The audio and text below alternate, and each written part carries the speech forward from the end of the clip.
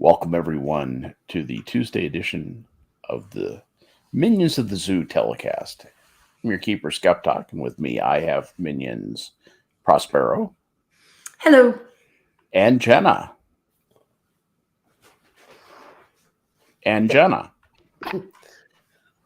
I can't.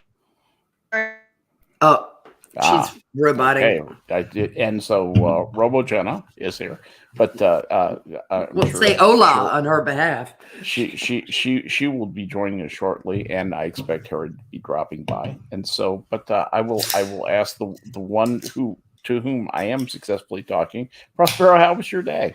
My day got in a whole lot better right before we went on air because the results of the Chicago recall came in. And what were the results of the Chicago recall? Do tell us. Bye-bye, Beetlejuice.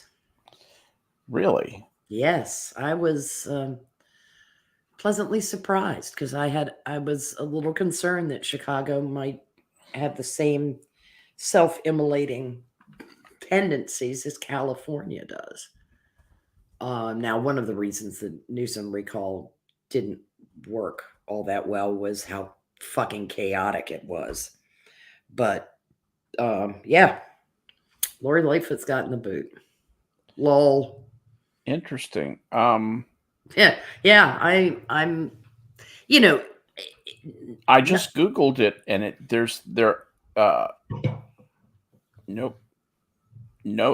no results at all. Results of Chicago recall today is what I Googled. And I get a thing on mayoral race results could remain unknown into March, but that was 6 days ago. UPI. The next thing is product recalls. And what my point in saying this is that I just Googled results of Chicago recall today. That should get me a bunch of news stories come back about this. There's absolutely nothing in there, which tells me that this has gone badly. It's not for the Democrats. It's not so much a recall, so much as a referendum on her, because it was a referendum. Yeah, it was a re-election. She was running again, and she lost and has conceded defeat. UPI has it. She conceded the race shortly before 9. I'm presuming Chicago time. So, it really won't be any improvement, I don't think. It's a former... Oh, here it is. Page 3.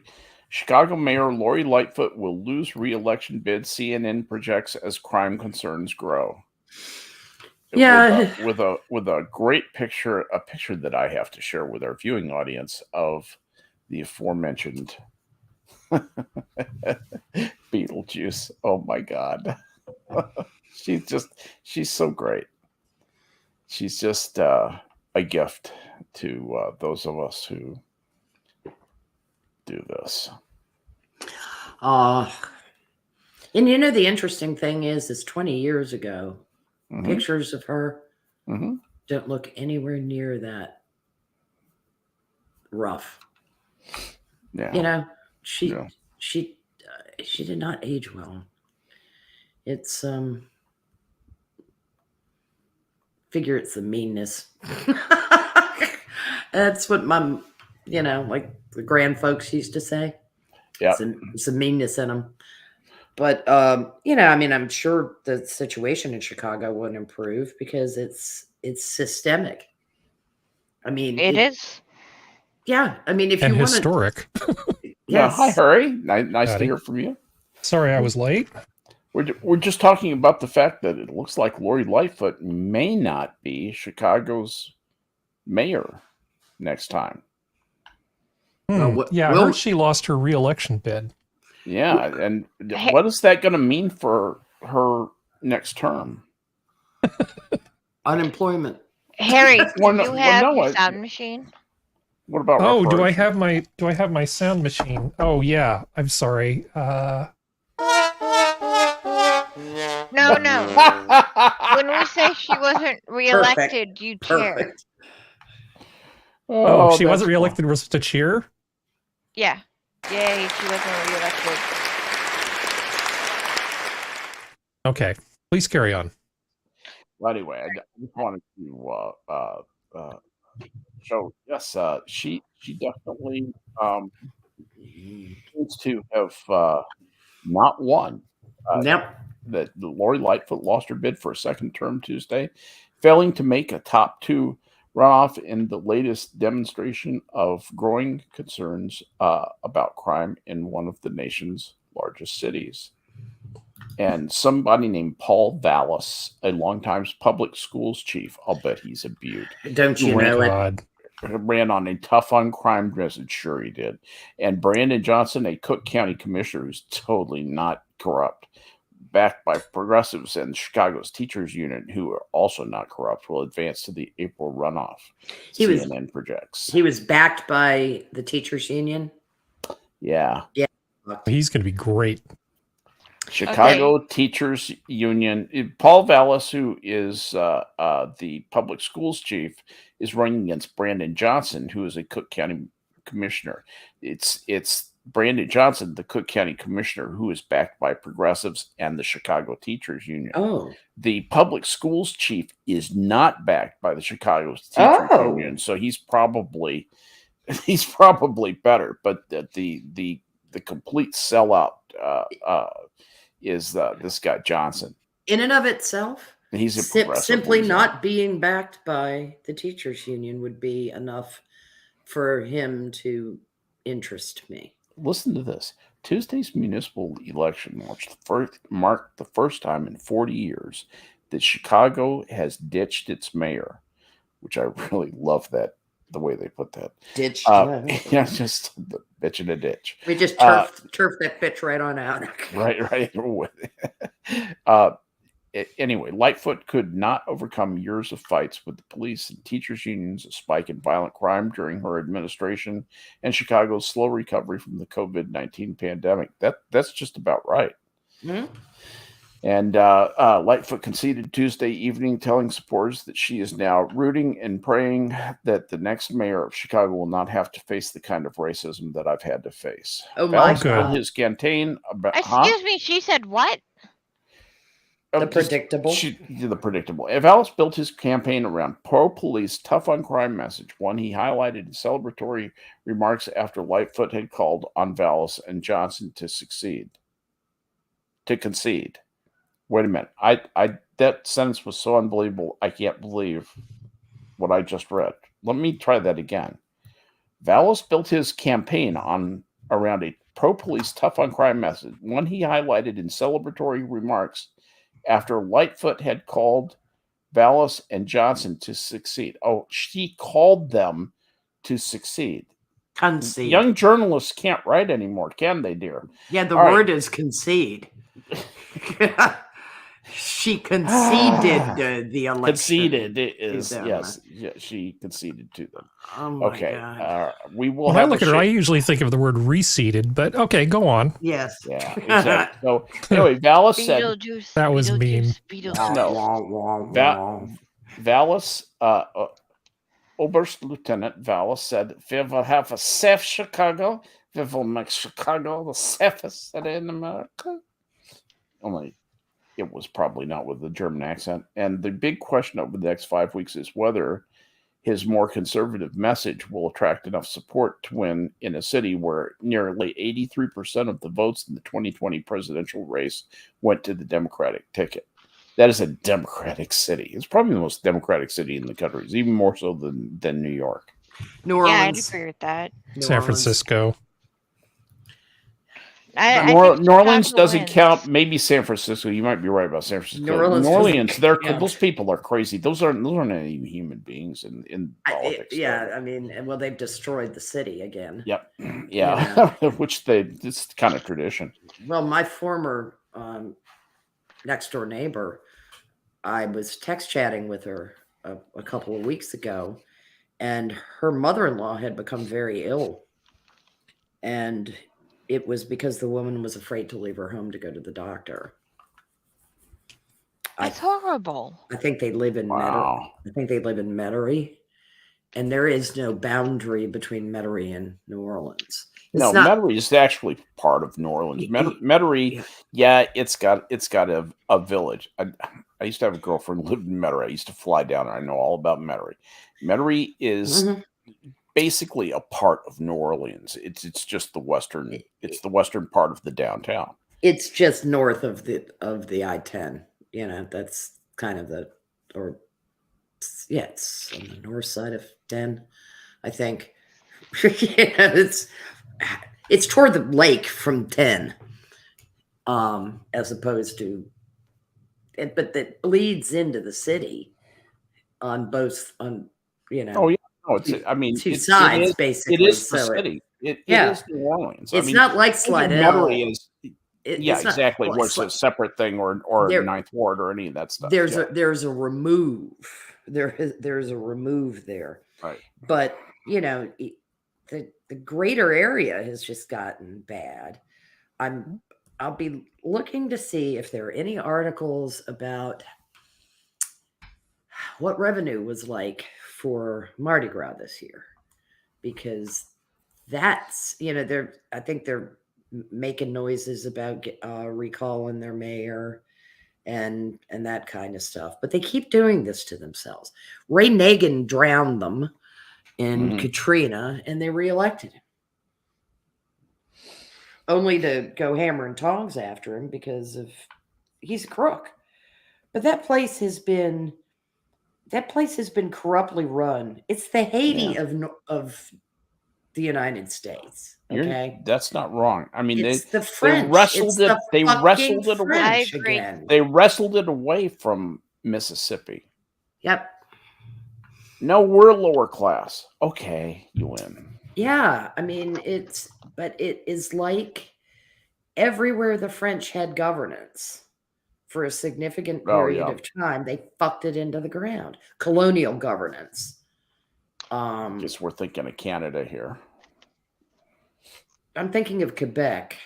Yeah. That's not completely fucked into the ground to the same extent. Quebec's pretty fucked. To the same extent as New Orleans. Where would you rather live, Louisiana or Quebec? Oh, I'd live in Louisiana because, I mean, you go live up in Lafayette or someplace like that, and you would never have to have anything to do with New Orleans. Yeah, you got to Baton Rouge out Cape Charles, you know.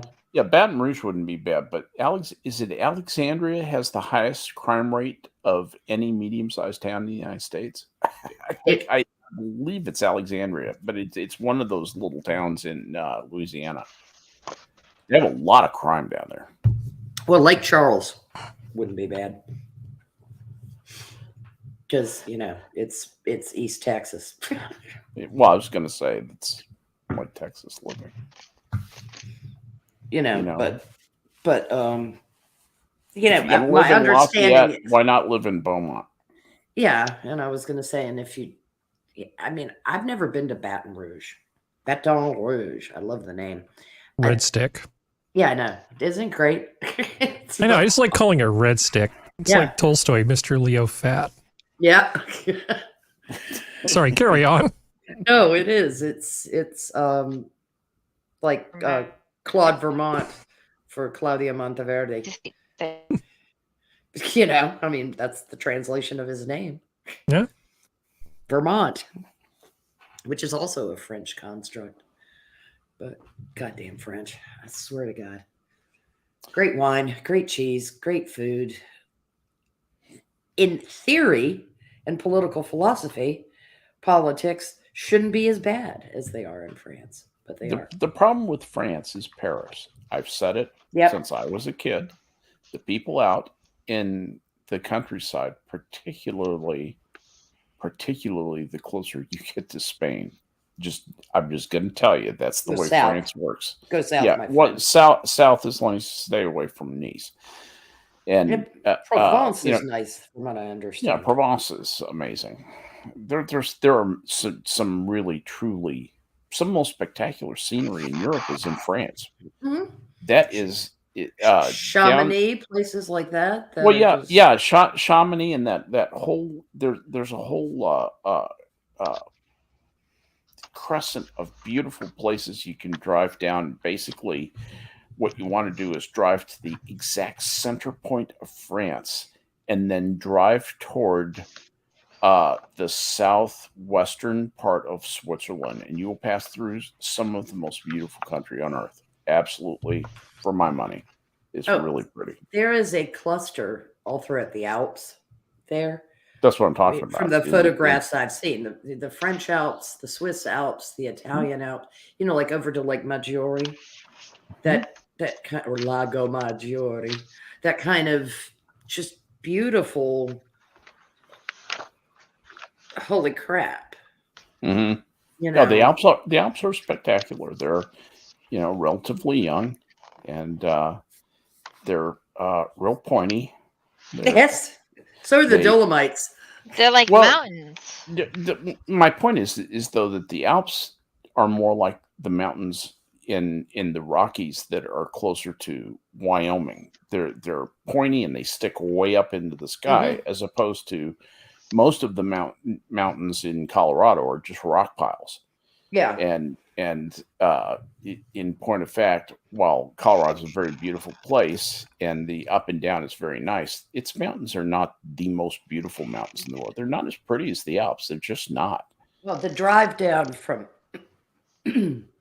like coming out of the Grand Tetons to down to Lander. I've made all these drives. Yeah, but like coming out of Moran Junction all the way down to Lander, where you're driving northeast of the Wind River Range, the Continental Divide coming through there. It's spectacular. That's a fucking windy drive. Yes, it is. Windy. I've made that diagonal drive from Yellowstone to Denver. Yeah, and that is a bitch. and 80 was windy.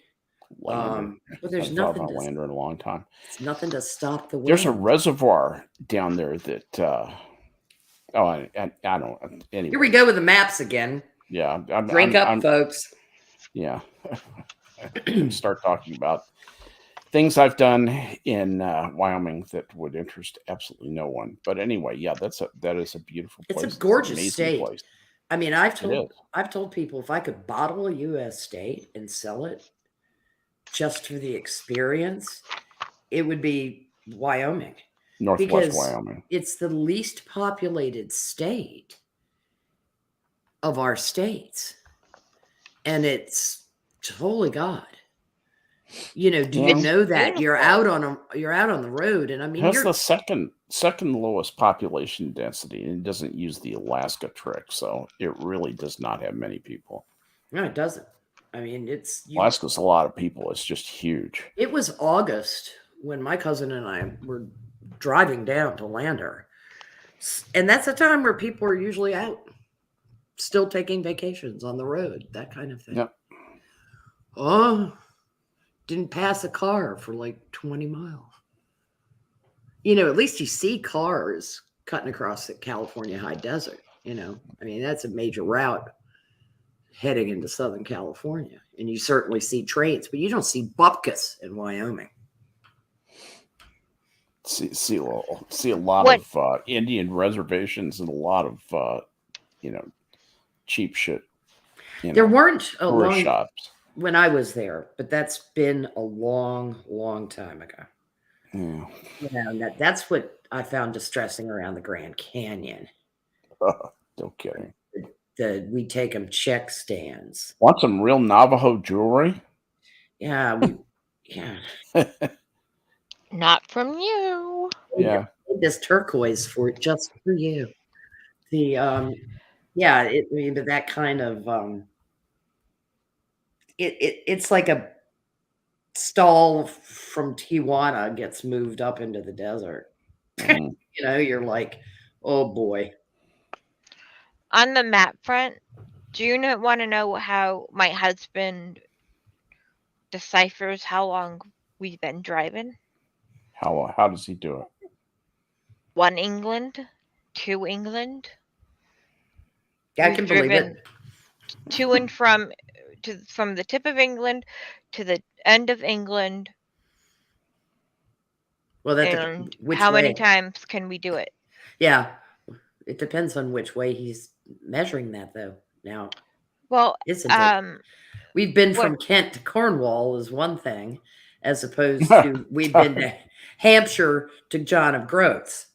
Right. It's just I think he does it in how many miles or kilometers there That's are. an interesting thing. What is the longest linear distance in Britain without using islands? That'd be a fun thing. Well, they did it on Top Gear one time. John of Groats I down need to did they start in Cornwall or did they just start like at Southampton? They started in the bottom right and they ended up in the top left, as I recall.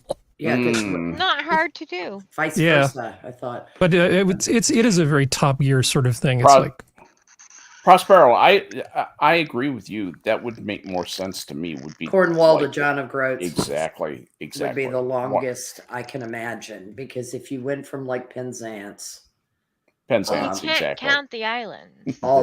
Penzance is not an island. No. I know, but you don't count the islands. Well, we're not counting the islands, so we're going from Penzance in Cornwall to John of Groats at the tippy top of Scotland. When you can't, Scotland's not included. She was thinking you were including New Grimsby, and she's not including New Grimsby, so it starts at Penzance. So maybe are we starting at Penzance and ending up in John of Groats is Carlisle? Fine. John no, of Groats we can't count Scotland because apparently now it's an island. Oh, no, he doesn't count Scotland the same way he doesn't count Wales. Oh, because it's not England. Yeah. I got it. All I can see now is the cross of St. George waving in the distance. Yeah. Okay, so Carlisle. He loves Scotland. Carlisle to Kent. That takes the fun out of it, though, because you don't get so far up north. People don't realize how far north Scotland is. The far northern Scottish islands, you can actually see Russia. Norway. You can it's the Orkneys. Lally. Somebody translate that for me. What'd you say? What'd you say? Well, I was talking about the Orkneys. Oh, Harry, sorry. Sorry. Well, the Orkneys, and I'm trying to remember. Shetlands. Scapa Flow and all that sort of stuff. Yeah, that's your far north. The Shetlands. The Shetlands are the farthest northern point. There is an island that is a 20-mile boat ride from Shetland that takes you to the far northest point. Yeah. Well, I just know that in terms of the immigration into there from the Scandinavian countries, that was kind of like the year 1000 Ellis Island. It's like, you sort of just show up there and go, why did we go here? Well, it's less miserable than where we came from. Okay, let's head south. Yeah, they're the Pictish people, and their language remained in the northeast of Scotland because of that. But I just recently was watching a video where two British dudes went to the Shetlands and then got on a ferry and rode to an island that has an Airbnb. There are 4 people on this entire island. And they were all at the ferry when they got there because they were there collecting supplies. But that's the far northernest point. That's kind of cool, though. The farther northernest point in the UK is what they call Outstack. Habitable point, I guess. I was talking about. And the most northerly house in Scotland is called Skaw. Have you ever heard of that? I'm just looking this up. I actually did not know. Is it on a little bitty island? Yeah, it is. It's on a little bitty island, and Google says it's the most northerly spot in. There's an Airbnb there. On Outstack. Tiny little house on Shaw. No, this is a rock. This is not an island. This is about 100 feet across rock. Yeah, this other one was 200. The Muckle Fluga lighthouse is the most northern lighthouse in the UK. And then Ska. I'm going to look up the most northern Airbnb. Well, the most northern Airbnb is probably not the most northern part, most northern spot. No, I was just talking about like habitable. This is, I'm looking at cities on this island: Norwich, Haroldswick, Baltasound, Cullevo, Midyell, Burrovo, North Row, Shetland. This is Shetland Island. Yeah, but this isn't on Shetland Island. No, this is not. This is north of there. This is 2 islands north of there. Looks like it's called Haroldswick. Yeah, there are no towns there, and there are only 4 people that live in the place that I was watching. Oh, okay. About. I still think that would be cool. Yeah, I mean, it was pretty amazing to watch them because they handed them sick bags and stuff like that on the boat, because they said it was going to be a rough one because it was windy as all get out, and they were actually fine, which hats off to them. Hey, Skep, I have a question for you inside chat. Okay. Oh, sure. Go ahead. Yeah. Okay. Yeah, I didn't see. Adam didn't hit me up. God, be joined by Adam. That'll be fun. Yay! Anyway, Mr. Adam, to you. There is the most northerly house, that Ska thing, and then here's where all that is. So that's the most northerly place that I could find. These little guys over here are the Faroes, Which and those belong are to Denmark. Danish.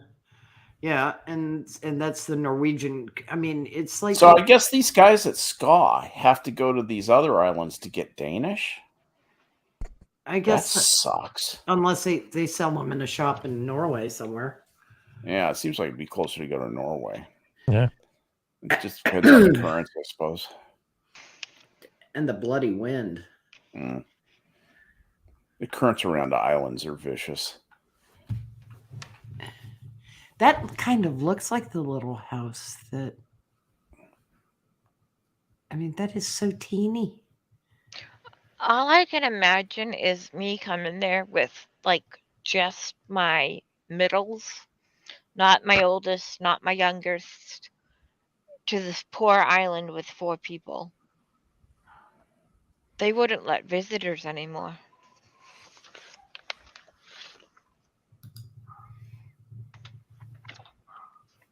There it is.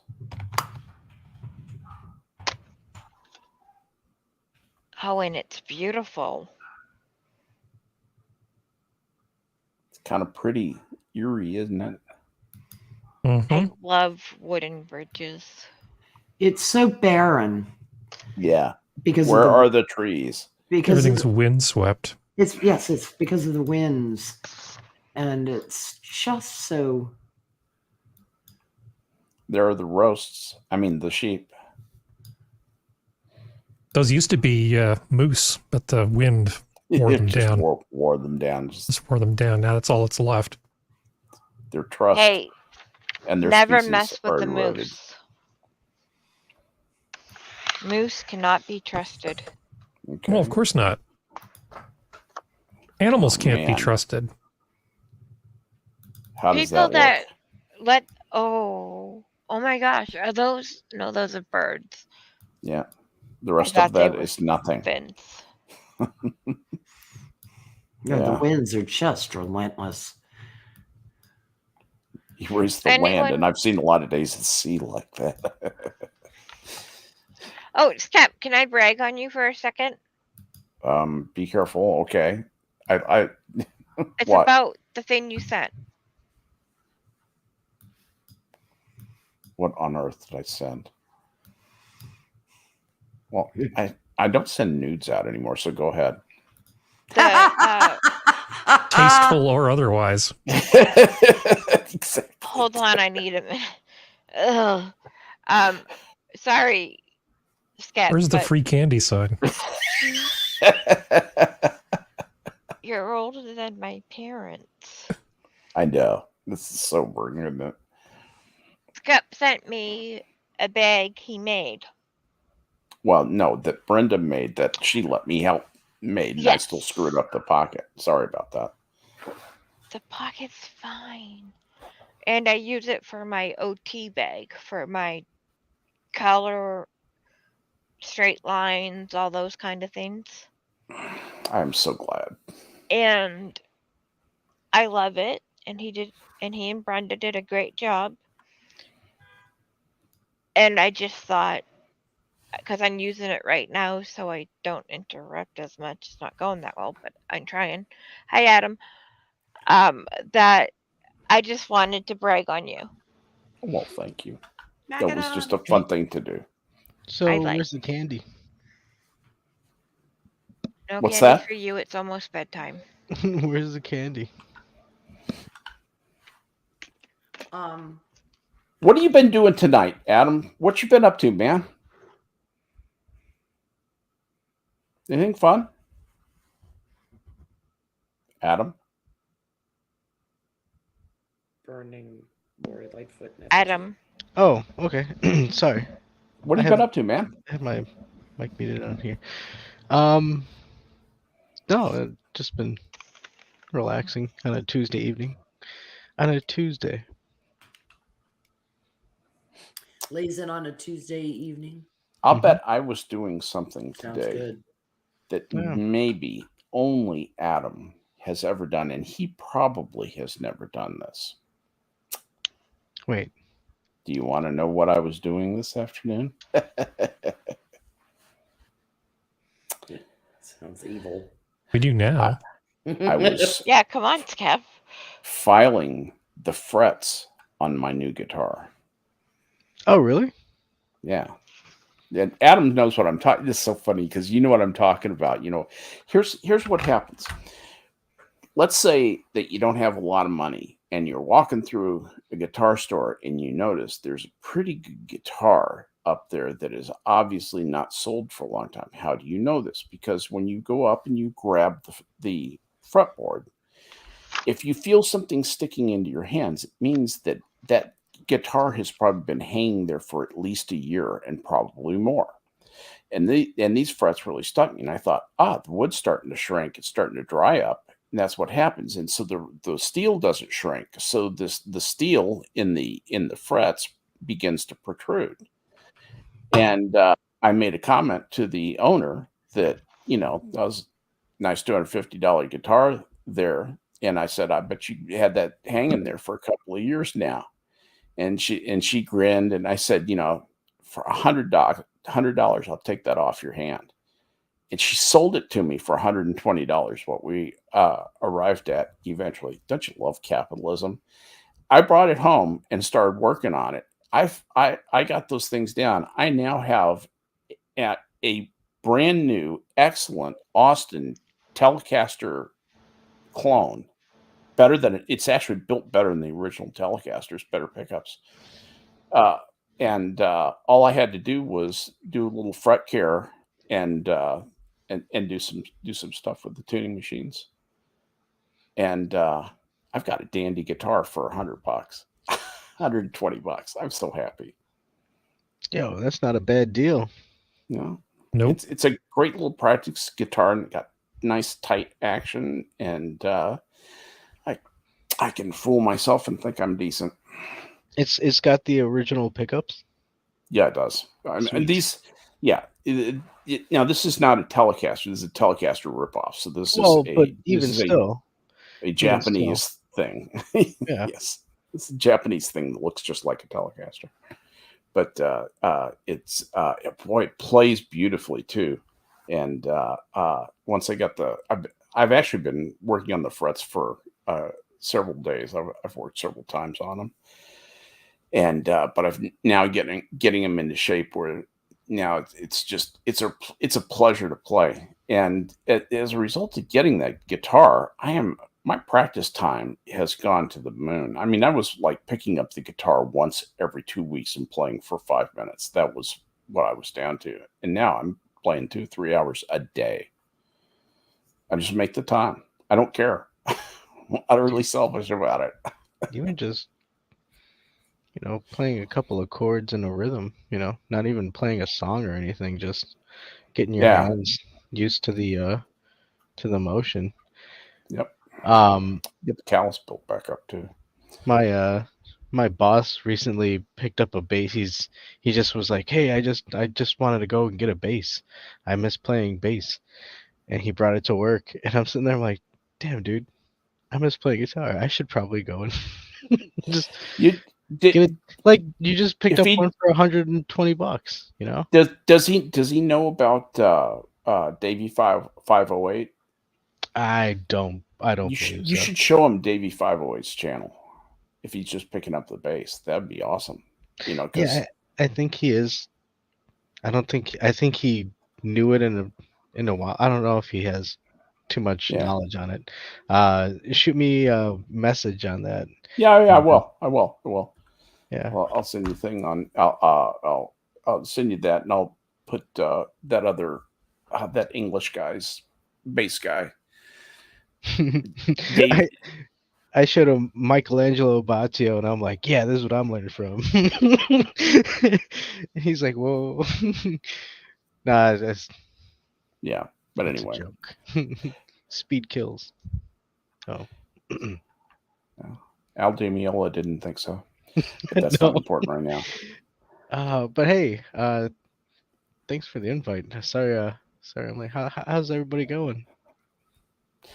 Doing pretty well. We're just talking about the Chicago election. Oh yeah. I know that you were working on the re-elect Lori Lightfoot committee. Yeah, well, unfortunately, we lost. So there's How are not you a lot dealing of with it? happy How feelings. are you dealing with defeat? Well, I put them in the shoes. Just kidding. You know what? I'm seeing the silver lining in this, and I'm taking as much of this sandwich that we ordered home, so I can have a meal. Well, And yeah, but no, hey, no. Make a It's meal like- of it. That's a good description of her campaign. Exactly. Lori Lightfoot makes a hell of a sandwich, actually. No, ugh. Would I you don't eat even a know what I sandwich? mean. Would you Oh. eat a sandwich that Lori Lightfoot made? No. Are you talking about eating? Just kidding. Anyway. Okay. Oh, thanks a lot for Don't that. go to the visual.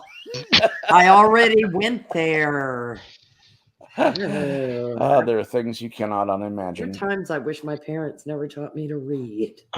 Then I wouldn't be able to visualize words I hear Yeah. so clearly. Oh. That's the I just that's saw the the whole word problem vomit, and I with was growing wrong. up when we didn't have pictures. If you wanted to go someplace and live a different life, you had to pick up a book. That was that. I They don't were think that heavy was. too when they were carved in stone. They were. I don't think that was better. I know people say, well, it made you use your mind and so forth, but I would rather live in the world that we have now. Yeah. Well, we had the skills of having been in an environment where we learned to read early. Yeah, And that's a good point. there wasn't, so That's a really good point. we can capitalize on the best of both worlds because we can both read and go in our mind's eye to what we're reading. I've got a question for you about that, specifically for you. Would you rather be old, decrepit, and smart like you are, or young and as stupid as AOC but not rich? I know. That's no choice, is it? I mean, not for me. No, your mileage may vary. I'm perfectly content with my decrepit self. Same. The smarts vary day to day, but the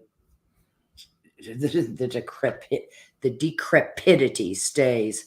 But I,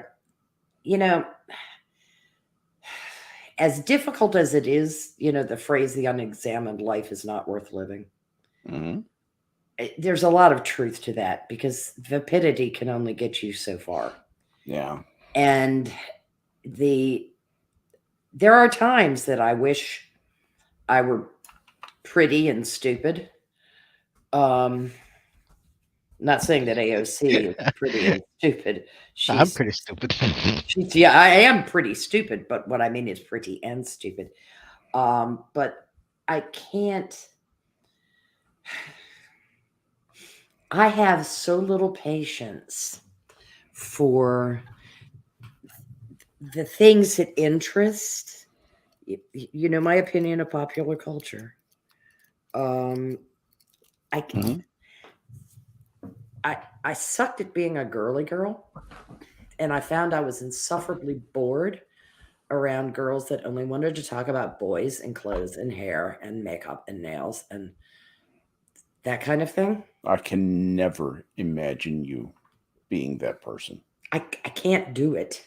I can't even imagine it. I can't do it because after I try. I mean, in college, you're kind of forced into an environment where Mm. you have both people who are similar to you and people who are boys and clothes and hair. And now they weren't quite as vapid as they are today.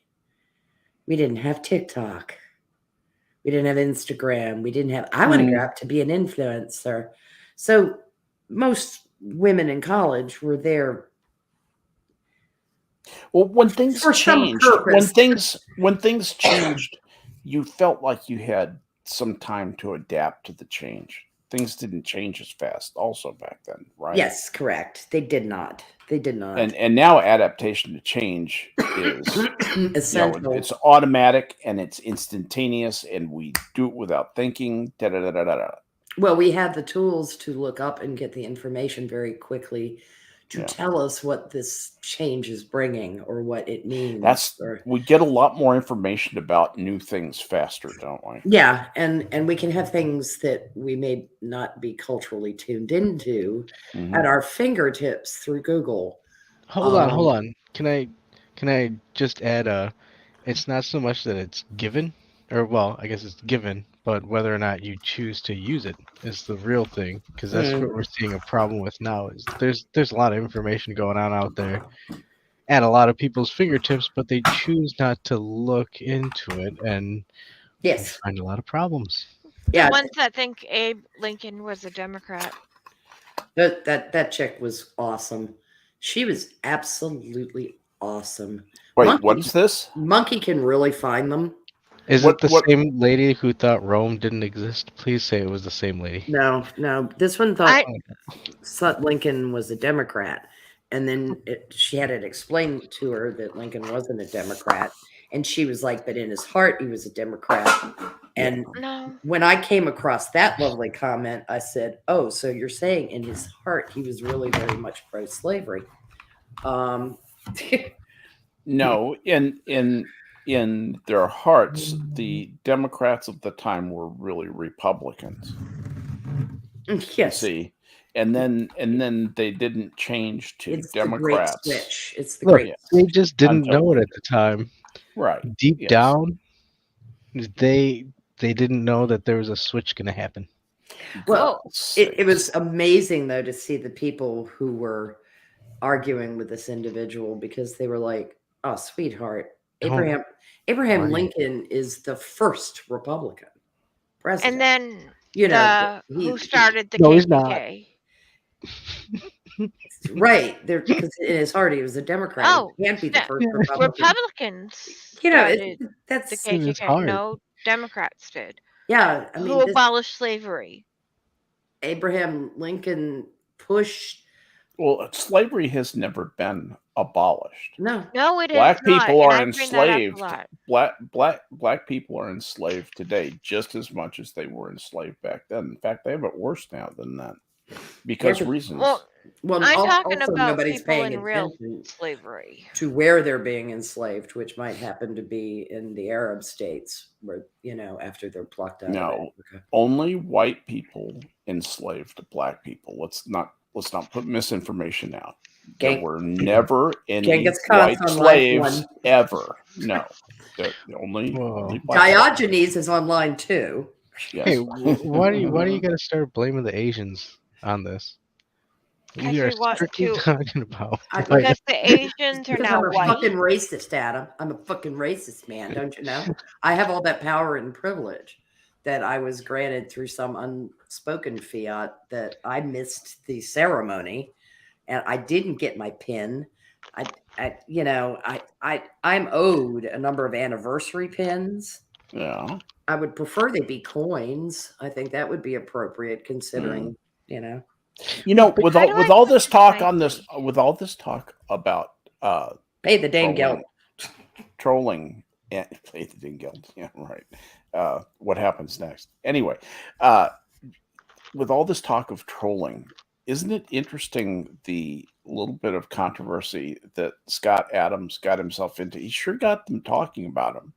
And He he's wasn't been trolling. classically canceled. It's like you could not have done that more perfectly as a way to get classically canceled. And I suspect that this is part of a somewhat long-running troll that we're about to be treated to. It's not a troll.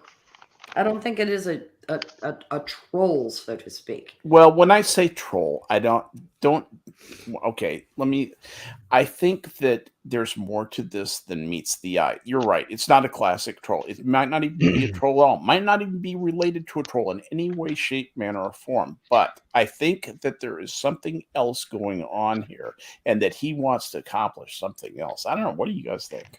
I kind of get what you're saying because it's worded oddly. Like it's worded very strongly, but at the same end, it's like he is just kind of saying, "Hey, look at these stats. I would recommend if they don't want to be around you, don't be around them." It sounds weird. So I It can sounds like see it. Wally's voice. Sounds like Wally from the Dilbert cartoon strip. It's Wally's voice. But the thing is, he's not to say like, oh, he's literally Literally. literate. Fucking, I'm not Literally. even trying to say it. He's a Say it in Valley speak. You'll writing be able to get it master. out. Literally. Literally. But, because he's just a comic artist, right? So it's not like, but he understands wording. So it's one of those things where he could have said it better, but No. maybe he is trying to say something doublespeak type of not- thing. No, What do you think? What do you think, Prospero?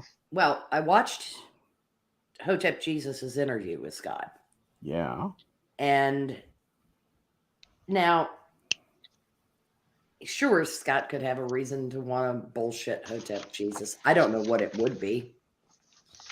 I don't see where he would gain anything because he always does perform a calculus. He doesn't do anything without considering the outcome. He's not that spontaneous a guy. I agree. He admits to being an energy vampire. What? Energy vampire. He feeds off this kind of controversy and attention. Oh. He But needs it. he did not say that. He did not say these things for that. That's a happy little accidental byproduct, which he could count on because What do you think he's after here? I think he's after broadening the conversation, and I think he's after proving the dangerous nature of the anti-free speech movement too. No one considers context anymore. No one gave a thought at all. And he said, nobody has disagreed with my argument on Twitter. He said, Nobody will touch it. well, he got Oh, yeah. he said, I got all the pushback that you would expect, all the righteous indignation, all the anger. He said, now, interestingly enough, he said, from black men, I got much more constructive. Are you sure about this poll criticism? Are you completely confident in the numbers that you're citing? He said those are valid criticisms. And I am looking into that. He asked Hotep Jesus what he thought about, was the Rasmussen poll accurate? Because he said, I can tell you that you tend to go where your opportunities are best, and your opportunities are not best around people that dislike you purely for your existence. He said, but I was not talking on the molecular level. I wasn't talking about the individual. I was talking about the group. Honestly, I think Groups. that right there is where a lot of these problems lie, is people tend to hear a situation or a complaint or an observation or an opinion, and they just go with the right off the cuff fucking hot topic. Yep. That they say, but the first thing is on their mind, and usually it's tethered to an emotional state. Yes. And so they go about it from there, and that's okay. That's where I'm building my fortress. I'm going to defend this to the end, and you don't get any conversation. So I get where he's, it's a means to get there, but you're also dealing with people who don't understand that concept. You don't need to have them in the conversation then. That's the thing. We have to be serious at that point where it's like, you know what? You're not capable of having this conversation. Correct. Sorry. It's like Harry has brought up things about, discussing first principles. If a person can't give you an answer about what their fundamental what is their nature? What is their nature? What is their fundamental belief about what governance? What do they do? How a society functions, that kind of thing. If all you can do is obfuscate and throw out pity pat, ad patter from campaigns, knee-jerk reactions, then I can't have a constructive conversation with you, and you're being utterly unserious. And Adams does make that point to some extent in this interview. I recommend everybody go to Hotep Jesus channel and watch this interview. It's a worthy interview.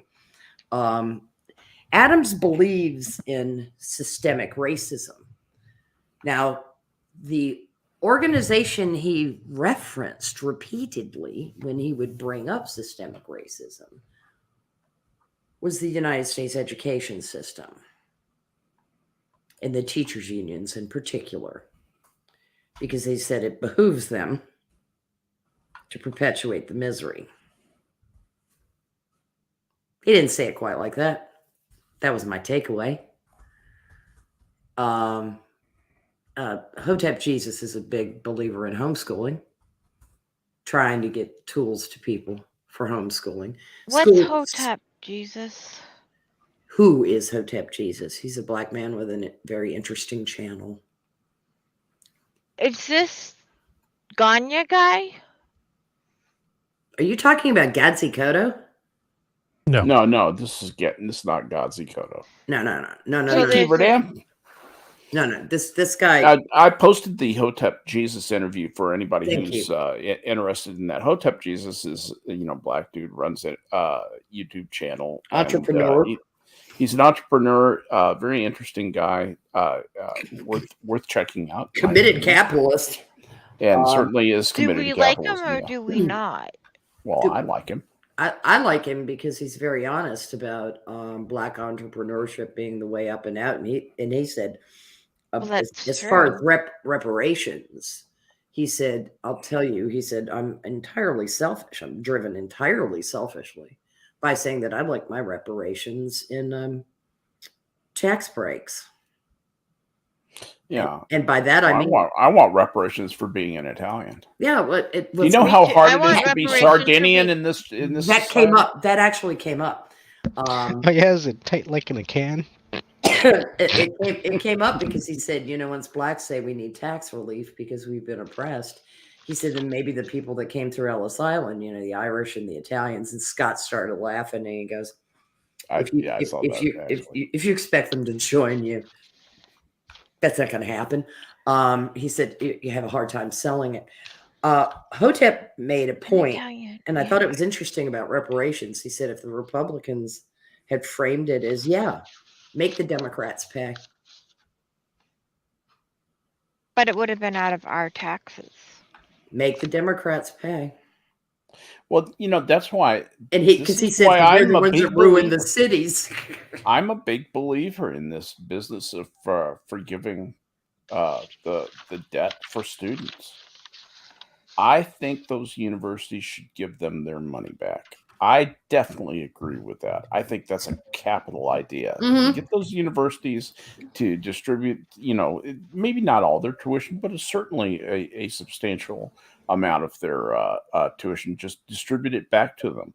Not only forgive their debt, but give them the money, that amount of money on top of it, to give them an extra start out there. Yeah, I think, hold on. I think if you're going to do that, we could come up with a plan. I got a plan. You could do, okay. If you can't find a job within a year, then for every year after that, after you graduate, the university will just pay you the salary that you deserve.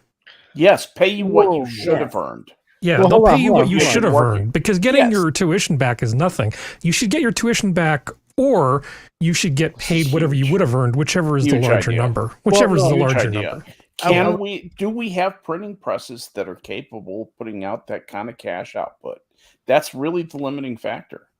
Well, somebody who didn't go to school can hold the lube can for the printing press to keep it from overheating. Sorry, Adam, go ahead.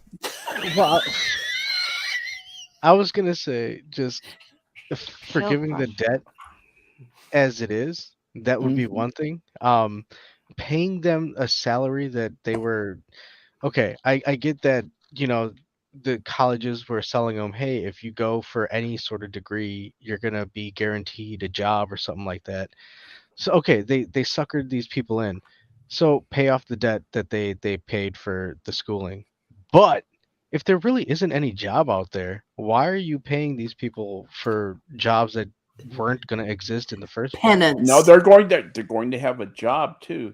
It's just not a job that they will have to go. Well, they have to still show up for. For it. example, if let's say that they want to be a math professor, they'll be assigned. No, we're not talking about the math professors. We're talking about the goofy people that went there for the goofy fucking degrees. Those are the people that are complaining. But if a person with a goofy fucking degree wants to be a math professor, why shouldn't they? Why shouldn't a sociologist get to be a math professor? They've got a program where one of the math professors out at University of Hawaii, I think it is a flunked out sociologist who probably can't do algebra. Her boyfriend wrote her thesis. I think if somebody went to college for a very specific degree in a very niche subject, I don't think we need to pay them for a job that may or may not exist out in the real world. Okay, if they went for an actual, like, hey, I wanted to be a math teacher. Go. But here's the thing. But we're not talking about the same. Why can't everybody be a math teacher, Adam? Everybody can be a math teacher. You don't have to know math or teaching. No, here's a very real thing. Even though I paid my college off, would you be comfortable with paying me a salary of an animator, even though I fucking don't have a job as an animator? I would be comfortable with your college paying you that salary. Yes. That's ridiculous. Oh no! I would say if I still had a loan with them, them paying it off because they suckered me in saying that I would get a job, sure. But paying me for a non-existent job, like that's ridiculous. Okay. Why only have one non-existent job? Why not have three? This is a huge idea. I don't see why we don't just assign jobs to people who need money, give them the money from the 3 jobs. This is so easy. Well, no. Everybody can be rich if they have enough jobs. But what if you're in a DID system, Skep? Pie in the sky scenario, dude. I'm sorry about that, Harry. Yeah, one of my identities is Captain Tuttle. I'm a doctor. There you go. One of my identities is a billionaire, so I'm a billionaire. All right, now on the Give back everybody printing presses. On the back of what Harry said, I can see a couple win-wins here. Number one, it shuts up the Kimmies. Yeah. for a week or two, and it bankrupts a whole fuck ton of colleges that need to close anyway because they're not Exactly. offering any useful degrees. Bye-bye. Liberal We have I know. Look, the history factories weren't hiring when I got out of school either.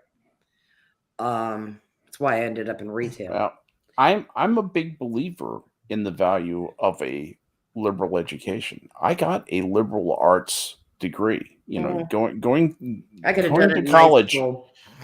going to college, majoring in anthropology, and taking what would have been a minor in chemistry was nobody put a gun to my head. Right.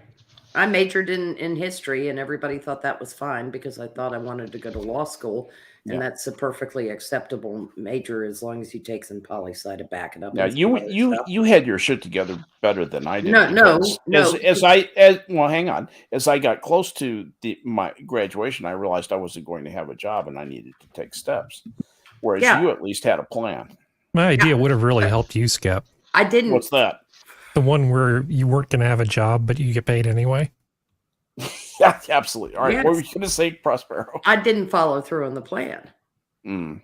I had no intention by the time I was the second half of my junior year, which was a little too late to change my major. You of all of us know what a lawyer does probably better than any of us, although I'm pretty close. That's not why I didn't want to go to law school. Why didn't you want to go to law school? Because so many people that I was in school with were going to law school. Where would you have gone? You've I already... would have tried to go to TC. Mm. I mean, if what college? Yeah, University of Richmond. University of Richmond Law School, TC Williams. The law school. It's a really good law school. Soon to not. I've heard of there. Soon. We're not allowed to call it TC Williams, are we? Soon to not be named that, but we'll see how the lawsuits work out. Are you kidding me? The family's demanding the money back. Because I hope they're demanding the present value. I don't know. It's liable to be a penny or two. It's liable to be about $1 billion by now, because that law school was in existence before my father. What was the family who gave it to University of Richmond? TC Williams. He was in tobacco. Could you imagine a? Oh, that's right. That was the Williams. Yeah, and tobacco used slaves. And the company used slaves. Now, whether T.C. Williams personally owned slaves or not, that is not the point. Say the aggrieved. He capitalized on the back of the people who were enslaved because his salary came from that. His money, his options, his whatever else, that in their mind, that's how industry worked. No. I don't understand people. It is not called TC Williams anymore. It's the University of Richmond Law School. There's law. Yeah, there's a suit. That's just Wikipedia. So this is I understand that. That's wrong. Yeah, it's canon now. It's canon. Well, it's fine. It's wrong. My father is beyond being hurt anymore by his profession and idiocy. But okay. Long story short, the reason I didn't want to go to law school is, number one, sick of going to school. Number two, since second grade. Yeah, I actually was pretty bored by sophomore year. I should have dropped out, gotten a job, and then I would have really loved going to school. It says in 2022, the school changed the official name from T.C. Williams School of Law to the University of Richmond School of Law that is very sorry for slavery, in keeping with its naming principle that prohibits the use of names of people who engaged in enslavement or openly advocated the enslavement of people as evil. T.C. Williams or benefited therefrom. Yeah, exactly. Yeah. You're dead naming the School of Law, Prospero. Yeah, I know. Yeah, we just both did. I don't give a shit. My father's diploma says T.C. Williams School of Law. I have such an issue with people being all, no, there's on the back of slavery, so we have to change it because our back was on the back of slavery. So we need to change it, and we need to change it now, or I'm gonna hold my breath till I turn blue. And if you don't do it, don't make me hold my breath. I will be so angry. That is the perfect voice. That is absolutely perfect voice. That is the brat fit from hell. Look how Mhm. great this. You're This is the University of Richmond Law School. And part of that is Doesn't new. that look great? Should paint that brick, really brighten it up. Good. Do not paint brick. Amen. So Jesus. A good portion of Harry, a good portion of that picture is not the older law school. Now the law school the buildings were not built on the campus until after my father had graduated. The law school was not on the campus. well, I would've the entrance loved to to the met School your of Law. father. This says it's the entrance of the School of Yeah, Law. I know they so- built new buildings onto the old building and redesigned stuff, but they kept it in the collegiate Gothic, which a lot of the buildings on campus have. So is the school mostly indoors, or is it a completely outdoor school of law? It looks like it's an outdoor school. Yeah, they teach them on the you mean when stairs. they go to building? No, just out in the yard. That's the way law is meant to be learned, under a tree. Yeah. Actually, it works better if you're an in and in. See what I did there? Ha ha ha. Took you a minute, didn't it? In and in. If you're in In and and in. In and in. In and in. In and It does look in. real nice though. Lincoln in. I woke Grant up. But anywho, I didn't want to go to school with all the assholes who were going to law school because the only reason they wanted to go to law school is they could make a lot of money. Mm. And that I didn't want to be surrounded by a bunch of people who didn't care about the law. And the only thing they were interested in was making a lot of money as an attorney. Read ambulance chaser or corporate humper, so I just couldn't. I couldn't. And I realized a lot of the law was boring. What kind of law did your dad practice, if you don't mind my asking? Corporate. So he was a corporate attorney. Okay. Yeah, he was the counsel for the Northeastern Home Office for Prudential. Of course, that covers such in corporate law is enormous. Well, yeah, and I mean it was mortgage and loan. I mean, he started probably in real estate and mortgage and loan. Okay. And then, but he did adoptions. Oh, he did? Oh yeah. So he's doing family law I too. really of would course- have liked Of course, to meet your father. doctors and lawyers, I've met your tend father. to do that for their friends. Well, for the people in the Prudential in yeah. Jacksonville, when he was there as an associate in the law department, they assigned him, and he didn't mind, to do the adoptions for in-house. So the Prudential employees who were adopting, Dad was not charging them anything more than the cart cost, and any like any medallion signature that had to be got, or but it was just the filing fees.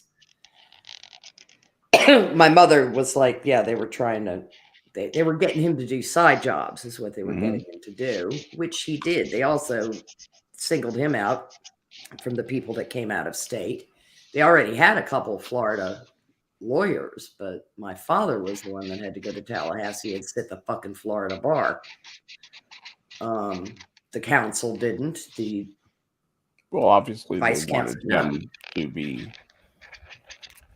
To take another damn bar exam because they all went to the University of New Jersey School of Law.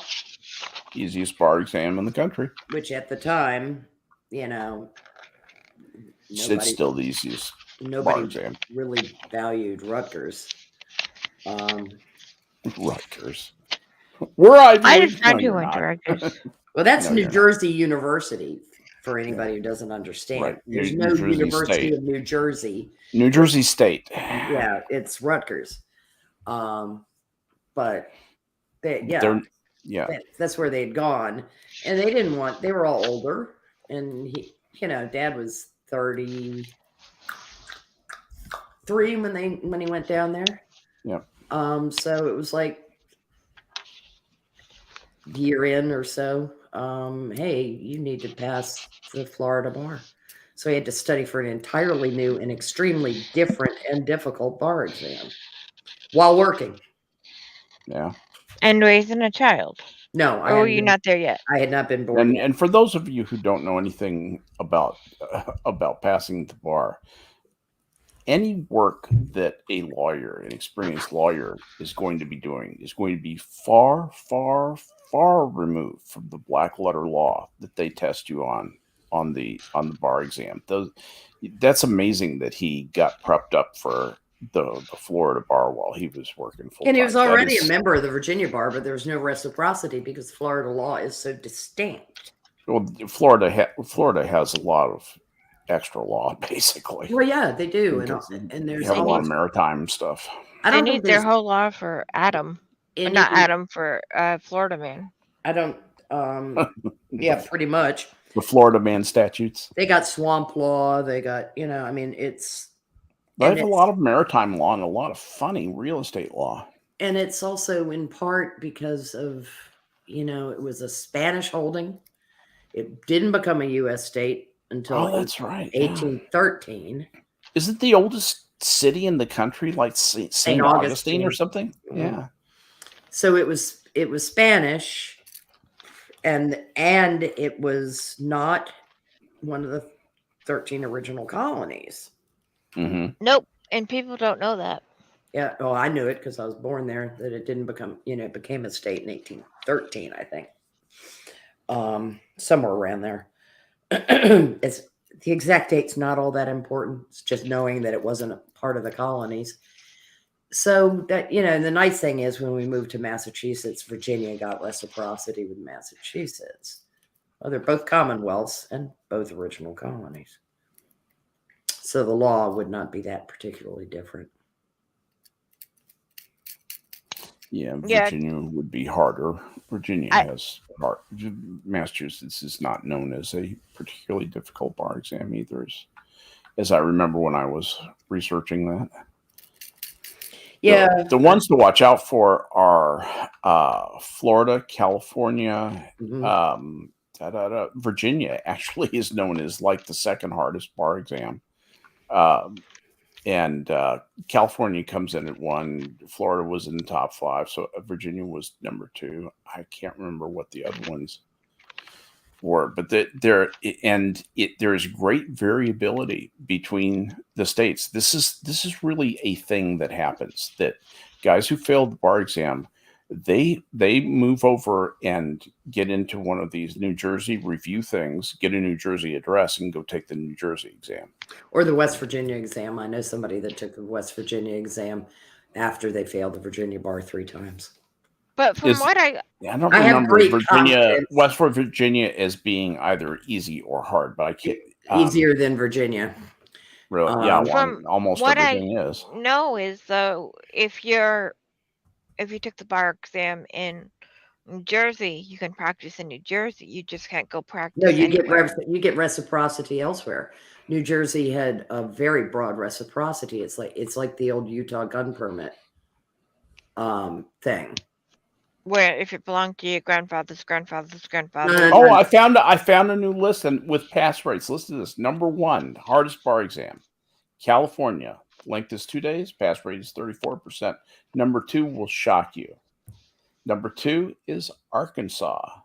I was going to say Rhode Number Island. 3 is Washington State. Number 4 is Louisiana, because that's weird. French law. And number 5 is Nevada. Other states with difficult bar exams, first one they say is Virginia. And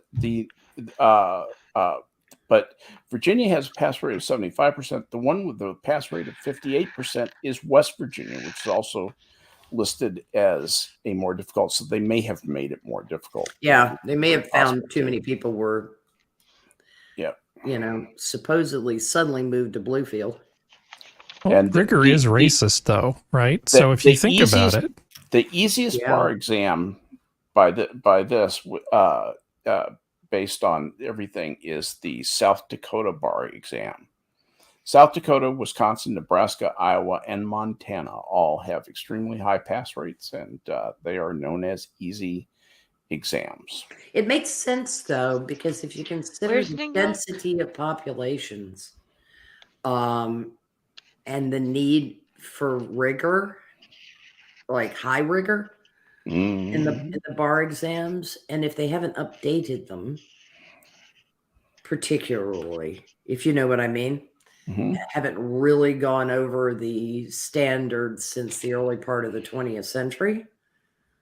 Because I have no idea. My dad could have been sitting a bar exam that people sat in 1885 functionally. That wouldn't have been that unusual in 1947. 8 or 9.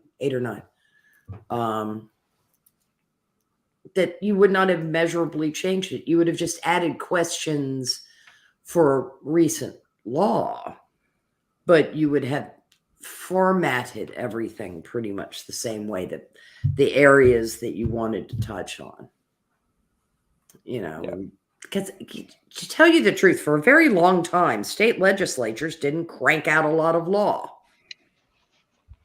I didn't know they were doing it right now. Oh, they are now, hand over fucking fist. Every time you turn around, somebody's doing something else. Look at what Hochul's doing in New York. I slipped around two of my neighbors today and called her a cunt. Yeah, they did. You called your neighbor a cunt? No, I called Kathy Hochul a cunt, and one of the people not laughed. wrong. Technically, The other one grinned. I said, "Excuse me, but if the shoe fits." She wants to raise payroll taxes, in the greater New York area. Of course she does. That's a great idea. She Isn't should it? totally do it. Because the homeless population isn't high enough. Well, here's the thing. 2 Long Island Democrats, I think one in the Senate in Albany and probably the other in the House, have referred to it as an extinction level event. Well, it means their extinction. That's what they care about, whether they get reelected. But the other thing is she wants to be able to supersede local authority by state. No. Yeah, that's... No, she doesn't get to. I'm sorry. I put my foot down. No. Well, that's pretty much what these guys said. They actually sounded like they might have a sliver of a principle left. Wait, what were they saying in response to her? That it was an extinction level event to do something like that for Democrats that lived on Long Island. In other words, I won't get returned to Albany. And it's like, fuck you. How about it's wrong in principle? Yeah. So is there any talk about the principle of the thing? The only place where there was a hint of principle was the overriding of localities. Just a whiff. I'm amazed that there is That's wafer thin. Well, you know what it is? Yeah. It is the intent toward town people on Long Island that are responsible for any Dem being on Long Island. You know what I'm saying? It's going to be the just outside of Queens, out a little bit, is where your intense population is. Hempstead, Hicksville, that area. Yeah. Yes, I know. And that's where you're going to be able to return a Democratic state senator. And yeah, that's Democrat country. Yeah. Otherwise, they'd be returning Republicans because there are too many working class people that have caught a hint out there. Kind of like Staten Island, that, are like, what? And the farther you get out, the redder it's going to get. Unless they're parts limousine of New York. liberals. Limousine liberals are way out in the Hamptons.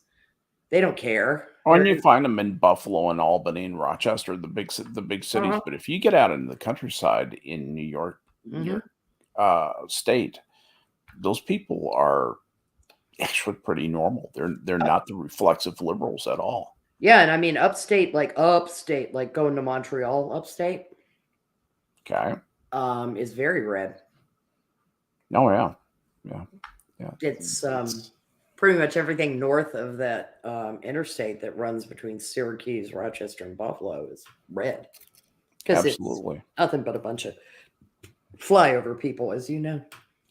As opposed to Santa Cruz, where did they formally outlaw Republicans in Santa Cruz, Harry? It's more of a de facto thing. I'm sorry, what? No, I mean, Santa Cruz. So California has a number of very, very, very liberal places. Now, you think San Francisco is liberal? Oh, how much you do not know. If you want to get really liberal, you go for Humboldt State, basically Arcata, California, Humboldt, Berkeley, famous, and UC Santa Cruz. And its surrounding area. So essentially, you've got universities there, and the student populations are so liberal that they drag the surrounding area down with it. Berkeley is a beautiful town. Does that down in Santa Barbara too. But anyway, go ahead. Well, I mean, all of them beautiful. do. But you know, any university town, even in a red state, is going to generally be more blue than the surrounding area. Though. It is so beautiful up there. Berkeley is Berkeley used to be a pretty amazing place. It is. I may have driven a station wagon through there in 1984, playing Billy Joel music with Reagan Bush signs all through the windows and stuff. I may have done that. I can neither confirm nor deny. Proud. And you're here to tell the tale. Yeah. Well, it was a big car and I drive fast. But no, there are a number of super liberal enclaves, of which Santa Cruz is one. Santa Cruz is not just politically liberal, it's socially liberal. They were going to pass an ordinance that said everybody had to plant trees in their front yards, and they had to be fruit trees to provide food for the grazing homeless as they would just sort of wander around the town. Are you fucking kidding? I'm actually not creative enough to have made that up. So I have to. You would. I have to plant a tree. I think it'd be funny just to plant cherry trees and stuff. I think that would be hilarious. So that new meaning to Skid Row. A homeless person get almond trees. Can come and chew on my tree. Yeah. Yeah. Yeah. Basically. Yeah. So no, they haven't outlawed them, but. I mean, we're talking about a minority of a minority of a minority. There really aren't many Republicans in Santa Cruz. Here, can I go on my rant for a minute longer? How about we help the homeless by teaching them a trade, teaching them how to manage money, teaching them how to not live on the street. We help them. You're adorable. You are adorable, Jenna. You can lead a horse to water, but you can't make it drink. Well, you know what? It's time to make the motherfuckers drink. If you shut off the spigot, those whores will drink if they're thirsty enough. Sorry. If you shut off the spigot, the horses will find someplace else to drink. I'm all in favor of turning off the spigot. I just have such issue with this. Well, it's just an example. That's not the whole thing. What if turning off the spigot makes the horses feel unsafe? It does. Well, then you know what? My husband is gonna put the horse out of its misery. Well, if we're gonna be serious for a moment, the problem with a lot of liberal sort of stuff is they start with an intention. Right. And so their intention is we need to care for these people who have trouble caring for themselves.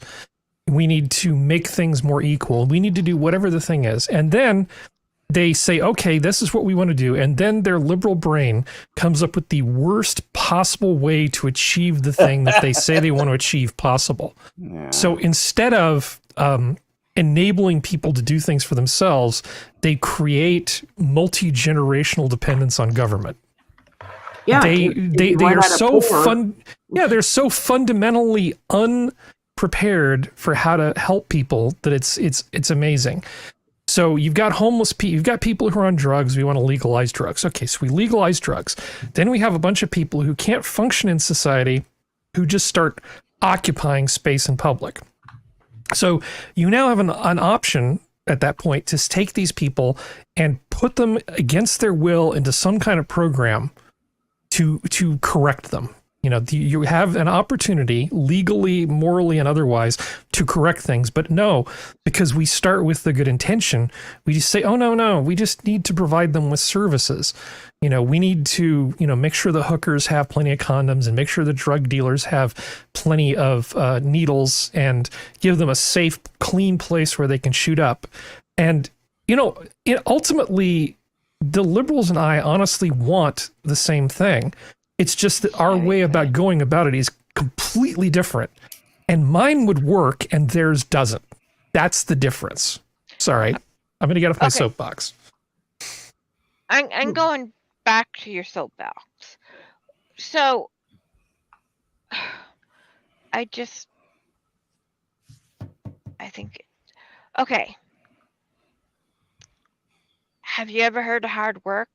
I had to relearn how to walk, talk, write, read, breathe. I had to relearn to breathe. You have all that white privilege, Jenna. Yeah. Yeah. Some people who aren't white can't breathe. Have you ever thought of that? Yeah. Or they can't breathe if anything, white air. I mean, I did it though. You did all this work to learn how to breathe, but in a world where not everybody can breathe, is that really fair? And you're yes, it breathing is white fair, air too. because you know what? You're Everyone taking up can air. breathe. And those who couldn't breathe, I adopted. Okay, Jenna, I'm going to interrupt you and I apologize, but I just want to point out that they have shelters for a lot of these people, right? And they have the option of going into the shelter. Why do you think many of these homeless people, by their own admission, will not go into the shelter? This is a serious question. Serious question. Why do you think they won't go into the shelter? A lot of them don't want to. Well, the reason they don't want to is because there's rules. To go into the shelter, they have to agree to certain things, like they can't shoot up, they can't do drugs, they can't do. Yeah, they don't. Well, they don't want to. It's much better just to live in a tent on the street, doing drugs and whacking off and doing whatever than it is to be in the shelter. It's better to be cold and medicated than it is to be in the shelter where there's all these restrictive rules. They make irresponsible decisions. That's the problem. Is we do not permit people to make irresponsible decisions anymore. We want to force them to make good, responsible decisions. And some people resist that so profoundly that there is nothing that will make them make a responsible decision. Oh, I'm not doing that at all. What I'm saying is that the liberals are panicked enabling by anything they cannot control completely. They want to control the whole process. They want to, fix everybody a certain way. They want everyone to think a certain way about everything, and to think differently. Hang on, then to think differently makes them feel, as they love to say, unsafe, and then they grab that and try and hit you over the head with it as a power thing. But this is nothing but liberal insecurity to me, Harry.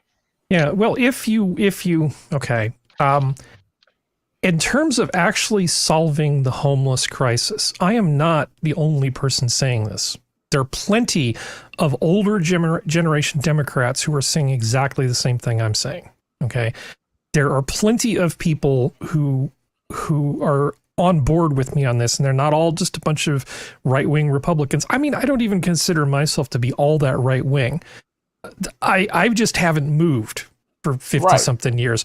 I'm just where I've always been, and I think that if you want to do drugs, do drugs.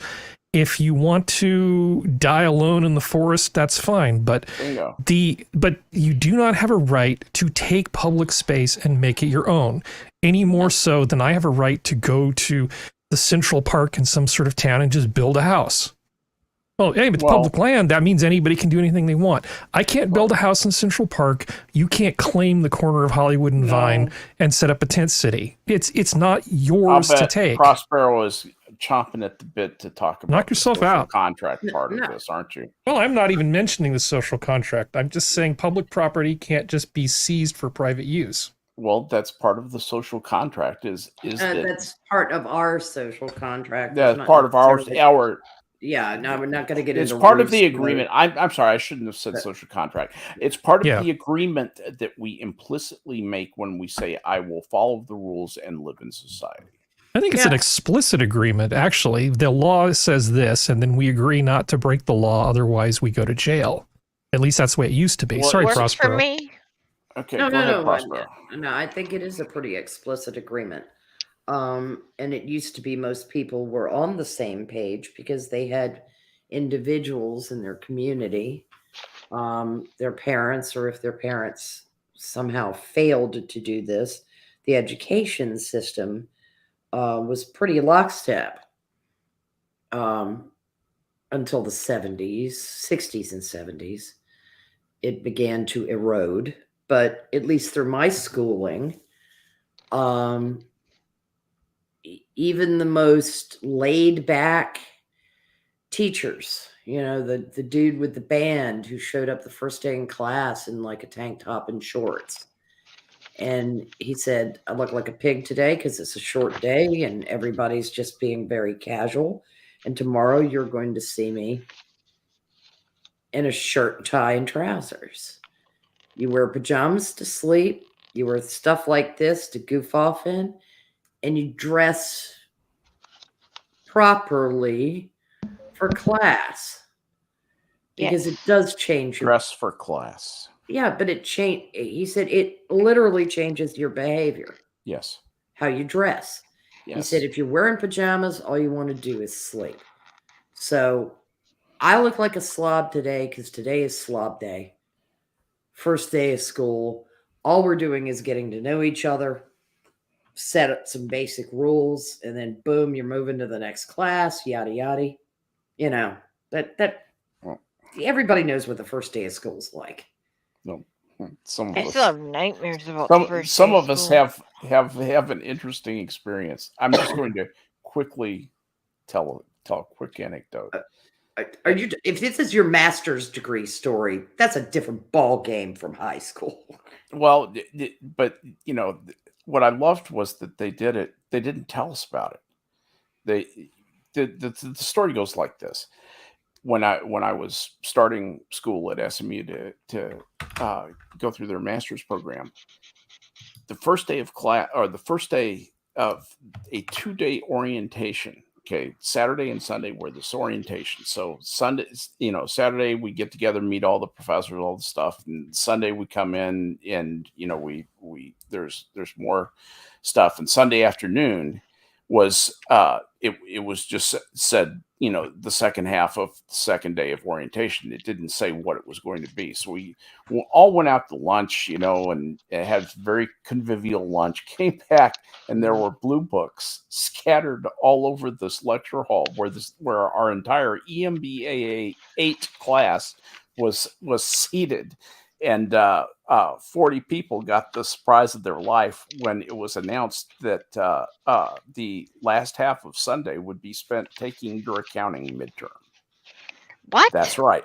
The first day of class was the accounting midterm. We had been given. How can you have a midterm? We the had first been day of class? given. We had been given materials that took 6 months of program study to work through. You had to complete that, and this was the test for that materials. It was basic accounting, and also had a calculus refresher, and had some other math refreshers and some statistics stuff.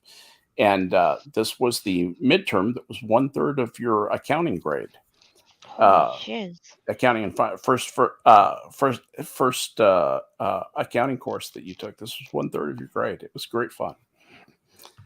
2 people walked out. They dropped $5,000 walking out of that course. Never saw either one of them again. They just left? Yeah. One of them had a PhD in political science. And I remember talking to him at lunch. And he got pissed off and he left. We never heard from him again. Never saw him again. Okay. If you were given the materials and you were led, those guys had blown it off. They were going to get They were going to get a bad grade, and that has professional implications. Yeah, if I had ignored the fact that I was supposed to do the program studies before I even showed up for the first day of class, Man, then a lot of people did bad. A lot of people failed that midterm. I'm sure they did, because they probably just it glossed over that 6 month of program study that they were supposed to be doing on their Yep. own. I would like to think I would have done good because I would If have. you just did the material, if you did the Yeah. material and had a good understanding of it, you like I'm not the smartest kid ever, and I got a 96 on that stupid exam. I And would hit. I hardly even tried, so it was an easy one if you're prepared. I thought it was easy. If I Yeah, had, if they. Oh, sorry, Prospero. no, I was going to say if I'd had problems with it, I would have expressed that concern on the way to lunch to the professor. I went through all the 6 months of the program study. I even reached out, for assistance and blah blah, and I'm Oh, still man, having an issue. That I would have, Yeah. but I would have made it clear that I had done the prior work, Yep. not even knowing that there was going to be a test coming. Yeah. Because I would have said, I don't know. Where else can I go? Am I just maybe should wash out? Oh no, now, we or- had resources that they had people. Look, if you're having trouble with this, call us. We want you to succeed. This is important. Take this seriously. I mean, it was all through the material. There were So the So there was warning- no excuse. There was at no all. excuse. No excuse at all. Everybody knew what this was. Yeah, they hit you with a hammer repeatedly. And, Yep. and yeah. Oh, no, I don't need to know this stuff. Yep. Surprise. Yeah. So And for people who sucked, the best they were able to scrabble together in that class was a C, maybe. And Yeah. that's how much of your grade? it was 1/3. Some could maybe pull out a B if they aced the other two. Well, no, it was. Depend on how badly you did on that first one. Yeah, there was one other exam, and then the final. There was also class participation. Anyway, I didn't mean to go down too far into that, but it's just when you say that, hey, the first day of class is just orientation. Yeah, I was talking It about just remind. Of course, high school is a completely different have a thing. I question. realize that. Yeah, but see, I'm saying those are formative years where we had that kind of no such thing as a free lunch. Yeah. There are certain accepted behaviors in society. There are certain expectations a society has toward the individual, and certain expectations the individual. Did you have a dress code in high school? No, toward that society. We had a dress code. No, we didn't. I mean, the dress code came from mom and dad, basically. Yeah. I mean, you couldn't, given the time, there were only so many things you could stray from to begin with, Skep. You know what I mean? Even through the 70s. Yeah. I graduated from high school in 76. There was only so much wiggle room that you could achieve without developing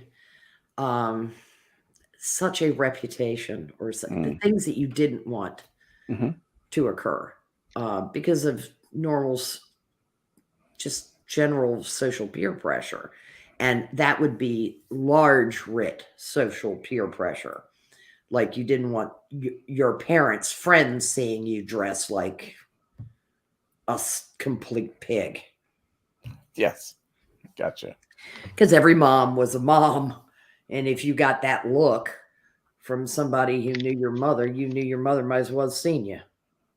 Oh, yeah. That it was just was still happening in my era. It was some kind of psychic connection those women had. I swear to God. I love your the way you put that. Every mom was a mom. Every mother was a mother. Oh yeah, every adult woman. I know what you mean. Every adult woman, whether she had children or not, might as well have been a mom. Oh, absolutely. Because if she wasn't a mom, she was an auntie, or a godmother or something. So there was only so many, and of course kids push the boundaries of rules, and there was a clear two-tiered system. If you were a good kid, and you weren't involved in any other trouble, things that were flagrant violations would be overlooked. Hmm. You know, we weren't supposed to leave campus and come back to campus. Halo effect. Yes, very much so. I mean, the principal was standing outside when friends of mine and I all walked into the building carrying McDonald's cups because we had left campus, gone to McDonald's for lunch, and were coming back in for our afternoon class. Yeah. He said, "Hey guys, how you doing? Have a good lunch." That's Yeah. all he said. You're Well, schools were Because different back then too. it was also like a little clutch of National Honor Society. I was going to say know. that when the backbone of the school comes walking in, the student government, the intelligentsia, Rank hath his privileges. And the people who make the school go, the students who make the school go. well, in our class, I was never that student, by the way. I was always friends with those students, so I would get invited to the parties, but I tried to stay away from real responsibility. our class was extremely active in Mhm. lots of organizations. And, I mean, that stuff had started in junior high school. There was a lot of enthusiasm within our class, a lot of participation. You're talking about like your high school, right? Yeah, I mean, but it started in junior high school. Mhm.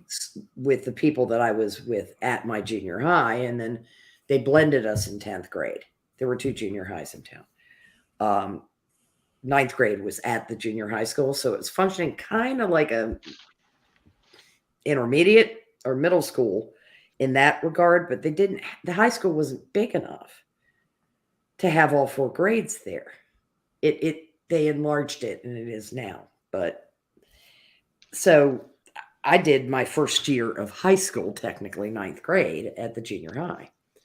And I'd been at that school for 4 years because I had done 6th grade at that school because of the program I was in that they shut down.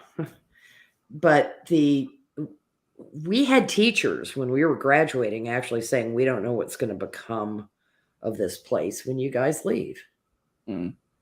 Because we can't seem to engender any enthusiasm in the lower classmen. Were you in student government? No, I did the Model UN. I did a winter color guard thing. I was a majorette. But no. Were you in an NHS, National Honor Society? Yeah. Yeah. And merit scholarship thing, Were you a National Merit semifinalist? No, just commendation. Hmm. No, I could no. We had a class of only I don't think there were 185 people in my graduating class. Oh wow. So we had 2 finalists, a couple semifinalists, and a bunch of commendations. Mhm. Well, I knew every last one of those people. can I just And I'd say, known them for a good number of years in most cases. I'm going to give you what it was like for me to move. I went from there being 42 children in my class Mm-hmm. to there being 250 When you went to Connecticut. when I got stuck moving to Connecticut. Yeah, that would have sucked. I would have really hated being moved in that time period. Well, it wasn't only that. I went from, like, you knew everybody's name, like you said. Mm-hmm. I was only a hop, skip, and a jump from you. But then I was sent to where there were not only there were 210 more people than and they were nasty assholes. Yeah, that's a tough time to move. It is a tough. Well, can you imagine walking in from 40-something kids? There were 2 classes, so there were 2 4th grade classes, 2 5th, and then going into where 200 people there weren't even 200 people in the school altogether with all the grades. Yeah, I don't remember how many people were in my high school. I'd have to go back and look at my Well, yearbook, I'm because talking I about actually still elementary. have. Yeah, now in elementary school, I was in a class of like 30 people, third grade. And then in fourth grade, I was in a much smaller class because I'd gotten shunted off to, oh God, humble brag time, the ATC program, the academically talented class. I got sent They to the stuck us in sped an old class. Navy barracks that literally the roof was caving in. I mean, got sent to the sped this- class. Nice. This is how much they cared about us. I mean, I'm amazed we didn't have to have tetanus shots just to go out on the playground. They almost got rid of all of you at once. Yeah, they tried. I Yeah. got to ride a special bus. Yeah, I mean, What? this school was as far away from our house as any elementary school in town. So I had to, I got bused almost to Weymouth. Hey, I sorry to interrupt, but I'm gonna. That's have to, that's no short bus. I'm gonna have to hop off the short bus. I hope you guys. Don't forget But your helmet. Adam, you were so evening. talkative. I know. I'm sorry. It's great. Um, It's great having you on. Seriously, Adam, I really appreciate you coming and Can joining. you the hear show your tonight. voice, sweetie? Thanks for Well, classing the I- place up, Adam. Yeah. Yeah. appreciate the invite, the very stern invite from Jenna. Get your ass over here. Yeah. Sorry you're losing your favorite bear. I might have said, come No, I love now or something. Now it's just pretty blunt. Adam, Yeah. join. Yeah. Yes.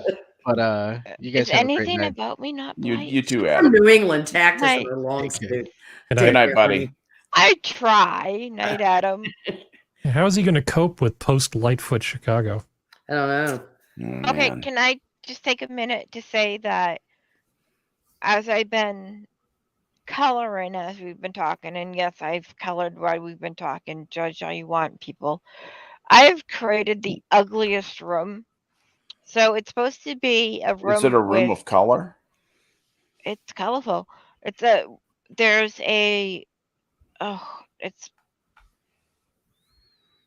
window seat, windows, curtains, a rug, a table, a blanket, throw pillows, and a mirror, and a rug on the thing. And then for some reason I added grass. Because why not?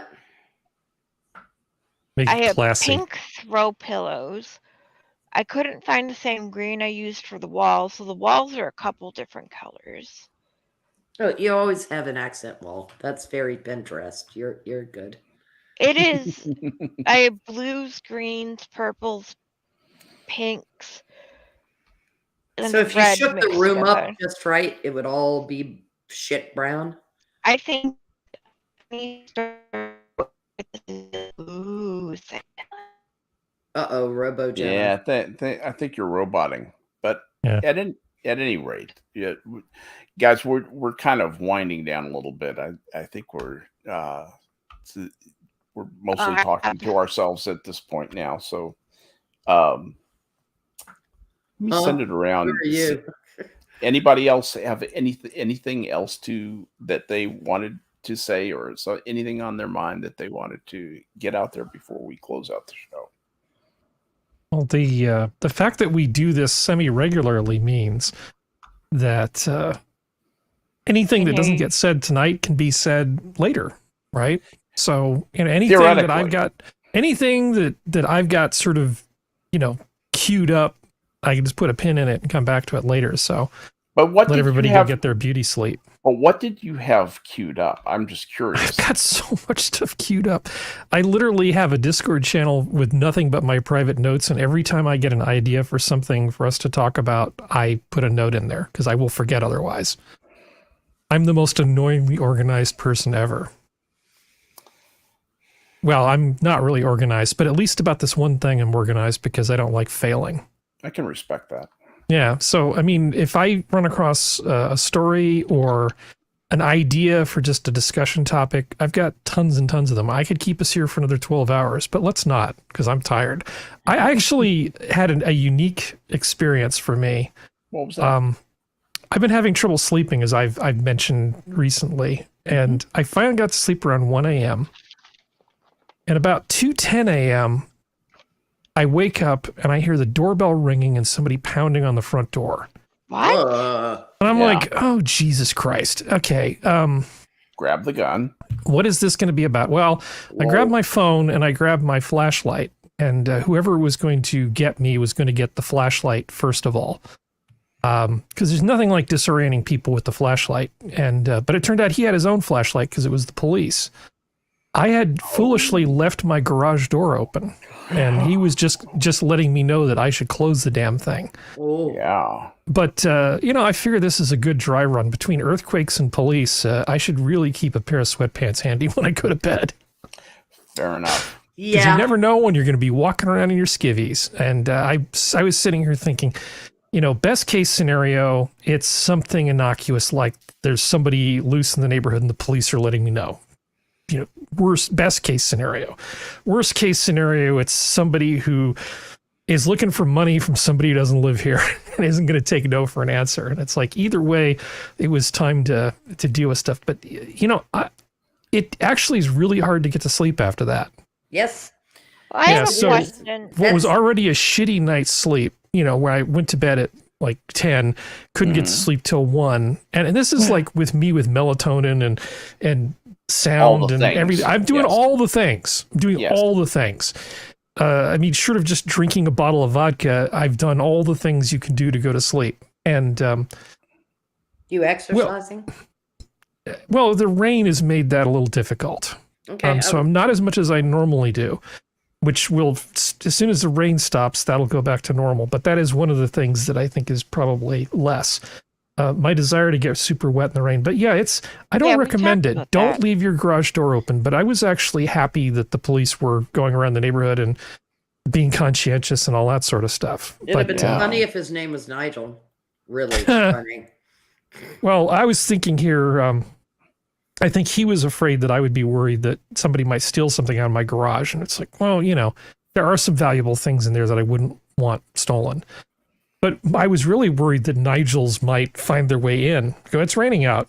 Let's Yes. just go inside Harry's garage and set up residence. What's the over I worst that could miss happen? Nigel. Take over the world again. Of course. Yeah. I think that those of us who have things that we would rather not get stolen, maybe we should visit that and say, why am I so, attached to material things?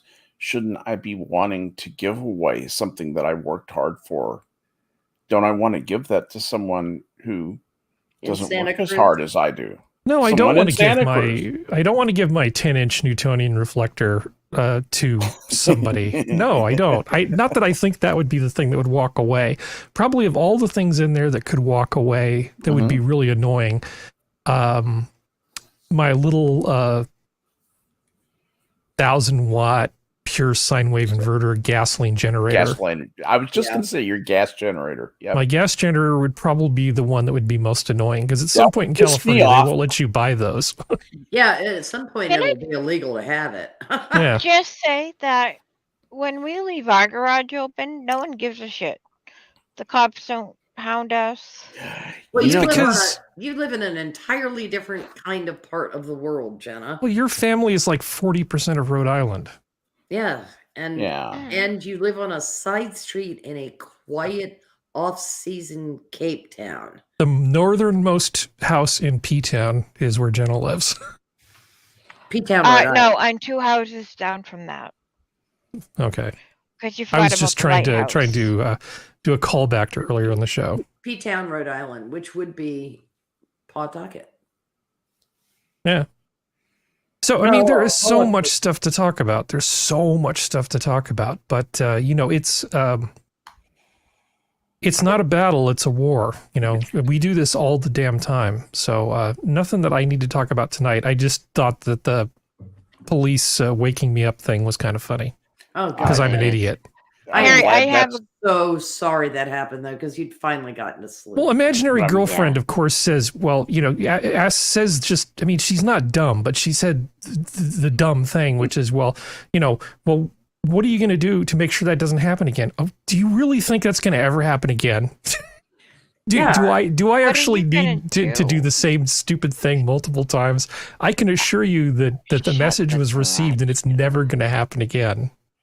Yeah. Yeah. I mean, Yeah, this is not not going to be a problem moving forward. no, because that's the kind of shit that pisses you off so badly you will never forget to check the garage door. Well, I let myself down is what it is. I let Yeah. myself Right. down. I was stupid. And the reason I did it is because my Yes. car has been running kind of a little on the rich side when I take it on cold days when I do short drives. And when I got back, it was just smelled a little too much like gas. And since the garage is connected to the house, I didn't want all those gas fumes kind of going into And then you were the knee tired. space. And I said, I'm just going to leave it like that. And then I went and started making a bunch of pizza, which turned out fantastically well. I'm actually competent at making pizza now. And You're definitely. so of course I probably send pictures to a bunch of my friends who don't have pizza because I care. You asshole. I'm such an asshole. What did you say? I have What- 00 pizza flour in my house now. Excellent. Yes, I am going to attempt. But to use it. I have I reached the have point the where number I can. of- I'm sorry. I have the number of a pizza place. Yeah. Yeah, that's a good thing to have. I may not be an expert yet, but I can tell you that even after about 20 hours worth of practice, I can make much better pizza than anything I can get delivered right now. Good Yeah, man. but you won't send any of it to me, so I have It to will be a rely bit on cold. feeding my children poison. Jenna, for the love of God, get one of your little children geniusy people to invent the transporter. Can't you just adopt an Italian kid and just say it's in your blood and just hand him a peel and like a little striped shirt and a hat and stuff and tell him to go make pizza? I mean, he'll know how. Yeah, and you just look at him and say, "Look, remember, part of me came from Northie."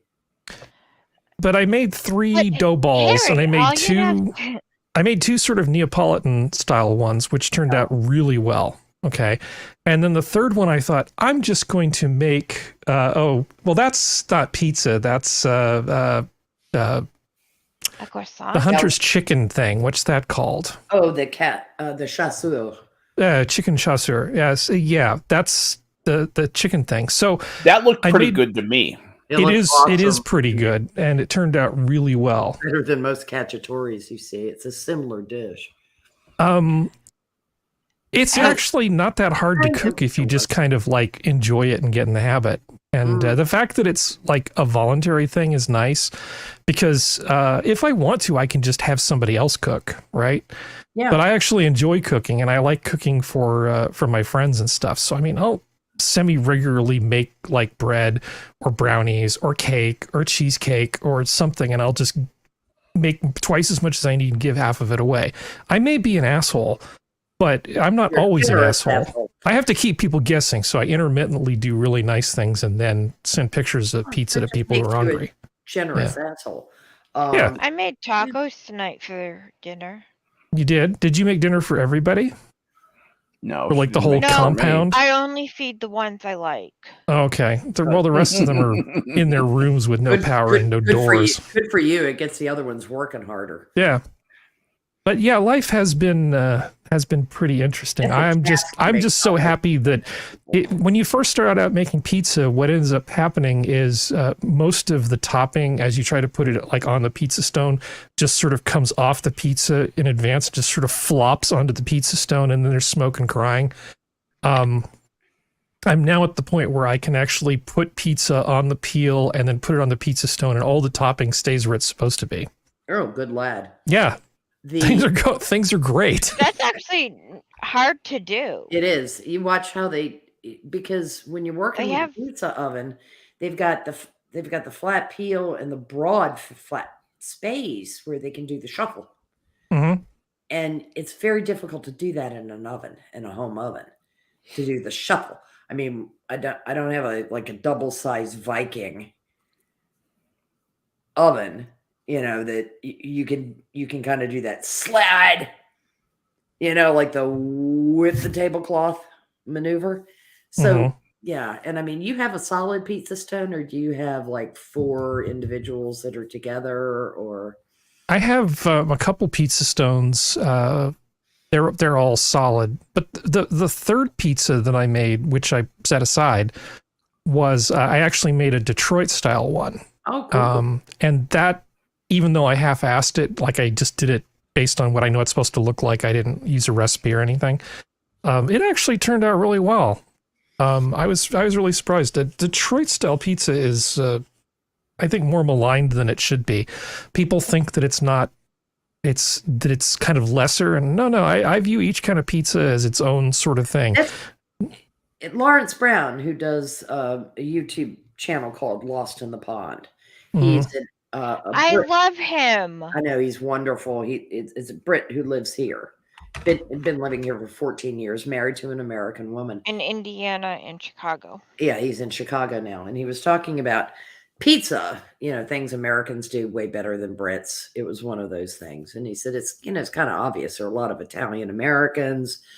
And he said, but yeah, we really do a lot of pizza. And he, even though he's lived in Chicago for a while now, prefers Detroit style pizza to Chicago. Didn't Detroit he say pizza. it was a croissant or it was a casserole? No, okay. Chicago pizza is a delicious casserole. Now, Detroit pizza is like the unsung hero of the pizza world, in my opinion. Moving back toward pizza. Yeah. Detroit pizza is like you take the dough, and it's well fermented dough, and you put it in like in a square pan, and you put a bunch of olive oil in the pan.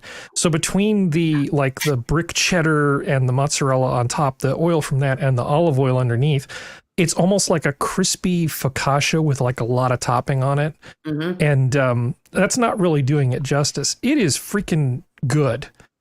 I wouldn't say that it's particularly classy, but it's like greasy and salty and carbohydrate filled in the best possible way. Oh, it's a hug from within. If you find a place near you that makes a good Detroit pizza, no, try it. If you have one, but if you don't, then that's not good. But it's like everything good about pizza, everything good about focaccia in one thing. Detroit style pizza. Yeah. Midlothian, Texas. Okay. Yeah. Google result. Lol. Yeah. Mass Island is getting inundated. Did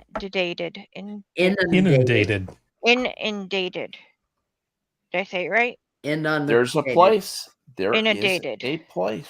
Yes, ma'am. With New Pizza York Hut. style pizza. Pizza Hut has Yeah, they Detroit do style. have a Detroit style. Oh, good. That sounds So great. You should totally go there. That's probably better than anything you make at home. You could just go to Chuck E. Cheese, and honestly, that would be better. Stop it. Now- Pizza Hut Another great one. Pizza Hut is not as bad as Chuck E. Cheese. It will always depend on your Pizza Hut location, but if you are like me and you like MotZ pizza, Mhm. which is thin, crispy crust, but still good toppings, Pizza Hut can deliver on that. I've actually eaten at Pizza Hut more than a few times. It's not terrible, and their toppings are actually okay. Unlike Domino's, Oh God, who Domino's is crap. they took Trash. that cardboard piece of crap crust, and then they just drizzled a bunch of garlic oil around the outside and go ta-da. It's like, yeah, no. Totally changed. Now I like I'm a New York style pizza fan. I like the thin crust. I don't mind it if it's crispy. I don't want it to be soggy. Seriously, guys, Google recommended Pizza Inn, Pizza Hut, and Domino's Pizza as the best Detroit style Pizza Hut in the Midlothian area. well, You still have maybe Pizza you should Inn move. out there? I wouldn't order Pizza Domino's. Inn here used to make an awesome taco pizza. It was you so paid me. fucking good. Skep needs to learn how to make pizza, because clearly your options are not good. Hey, Mhm. don't wreck my goods he sews. It won't wreck Yeah. the goods he's Well, selling. there's any- As I explained to one of my friends who I was talking to seriously, but they said, "Yeah, that looks really good," and I said, "Thanks. I've been working really hard on this," and it's takes 10,000 hours to master something, but in 10 to 20, you can get pretty good at most things. And 10,000. I guess the always. moral of the story is, if there's like a thing that you've wanted to do for a long time, don't be like me. Don't wait till you're in your 50s to finally get around to learning how to make pizza properly. I mean, if anything, I took 20 years longer than I should have, because I tried in the past, and when the cheese hit the pizza stone and the sauce, and I'd be like, okay, I'm done. And I would just give up. Put in the 10 to 20 hours before you quit. And then if you still can't do it, then quitting's fine. But That's nice. I think you're just doing yourself a disservice to not actually, if you want to learn to do something, giving it a fair shot. My Why do I problem even is a feel version of failure. I just hate failing. I hate failing. And I really hate failing when I'm using more expensive ingredients. Yeah. That I can't, I don't have the unlimited resources to like try to make choux pastry 27 times. It's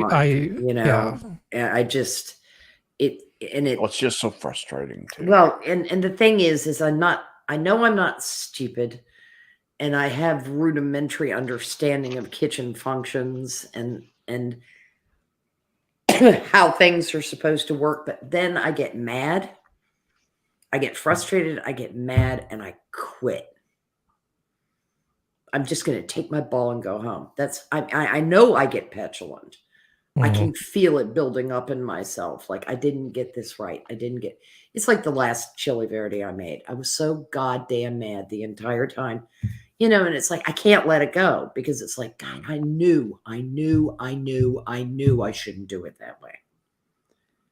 But I thought I'd try it because it was a different recipe from an authentic person.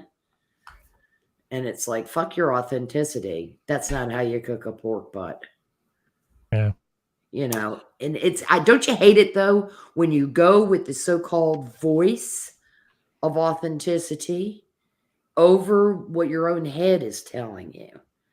You got to do baby steps. And if you wanted to learn to cook Mexican food, if somebody came to me and said, I want to learn to cook Mexican food, and they said, I want to learn chili verde, I'd say, okay, start with chicken tinga. It's easy, and it's really, really good. The amount of return on your investment of time, super high. Yeah. And it will be better than what you can get in most restaurants, unless you live in California. Well, see, the first time I made chili verde, parts of Texas. The first time I made chili verde, it was okay. The second time I made chili verde, it was da bomb, dude. Nice. I mean, I nailed it. It didn't reheat properly the next day for the chili contest. All the heat went out of the verde sauce, but it was kick ass. Can I ask what you use for meat in your chili verde? Pork butt. It's really stupid. So you use pork. Yeah. That is the meat for chili verde. Okay. And you can do chili colorado, which is also pork. I mean, you're kind of cooking carnitas, basically, as the pork, a low and slow. Do you use beans? Oh no, not in chili verde. I mean, I don't know how to make chili verde. Not a cassoulet. What it is it's a tomatillo green salsa. So it's like tomatillo serranos. It sounds like what we call Mexican stew down here, but that's an informal. Well, that would be probably what you're talking about might be a little bit like a green chili pozole. Well, that's more of a soup. Chili verde's got a little more substance to it, but chili verde is a beautiful, beautiful thing.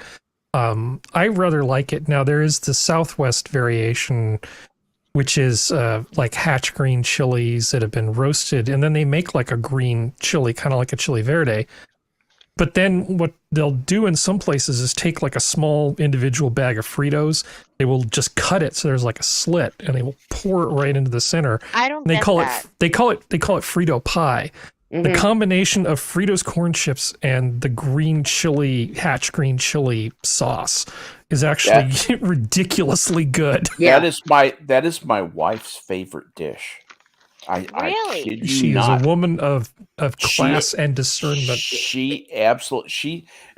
It's not only the Fritos. trick of pouring Yeah. it in the bag. She knows more weird things you can do with Fritos and things. Fritos were a way of stretching meals, Yeah. Yep. for her Yeah. family. I knew that. So I have to anyway. try this Frito meal. Yeah. Well, you can't. Okay. The Hatch chilies. I mean, I know that Hatch chilies are strong, but they're not as strong as Serranos to me. No, they just have a specific flavor. Yeah, In they fact, have- they're trying to DOP them. Oh, that would be What nice. is DOP? Oh, I have to go look outside. It sounds like all hell's breaking loose. Be right back. It is a designated name. It's a designated origin and propriety or something like that. Ah, You'll see it on certain Italian cheeses, okay. and where it is, you can only call what is grown from this area here by this name. You can grow a Hatch chili. It's a plant. Yeah, but if you don't grow them in But you northern can't- New Mexico, they're you not can't- really you may Hatch not, chilies. You may not That's what call people them will tell you. Hatch chilies. Yeah, It's like you can make Parmesan cheese Hmm. in Everything okay? Sicily, but you can't call it Parmigiano Reggiano. Parmigiano Reggiano you belongs can to get it in those big green tubes. it belongs to green cardboard Emilia. tubes. Yeah, it belongs to Emilia Romano. That's real Parmesan. It doesn't belong to Kraft. So, you'll see it on oils, on olives. It doesn't you'll taste see- exactly like sawdust. Yeah, and it's Sort like of. I don't. It's just kind of a mark that this is a specifically designated product from a particular region that nobody else can call it. It's kind of like the way in the wine world, Cognac. Cognac and the fizzy people and from Champagne. or champagne. Yeah, exactly. Managed to say you may not call it champagne, you pricks, and it's like, yes, that's fine. I'll call it fizzy water. It tastes better. You know the rule about Scotch, right? Prosecco for the win. I have an example for you, Jenna. Tomatoes. So when you talk about Neapolitan pizza, there's a type of tomatoes that you typically use, which are San Marzano tomatoes. Okay. So I have a book here in front of me about making pizza, and I'm just going to read you just a short paragraph, which is, while the myth of Neapolitan pizza is that they use San Marzano tomatoes, they all use San Marzano tomatoes. The fact is that true San Marzano tomatoes are a denominación de original proteta, aka Shemp, product, and only represent 30,000 tons of the total 2.5 million tons of tomatoes harvested each year in the South. Vermont maple syrup, for example. So only 30. So a lot of things are labeled San Marzano tomatoes. You can go to the store in P-Town and I will probably have a thing that says San Marzano tomatoes. The likelihood that they were actually grown in San Marzano, Slim and none, and Slib just ran out of town. If you were in the EU, that you could end up going to like Italian tomato jail for, trying to pass off tomatoes that aren't from the right place. But here in the US, it's almost meaningless to say something. They'll say San Marzano style.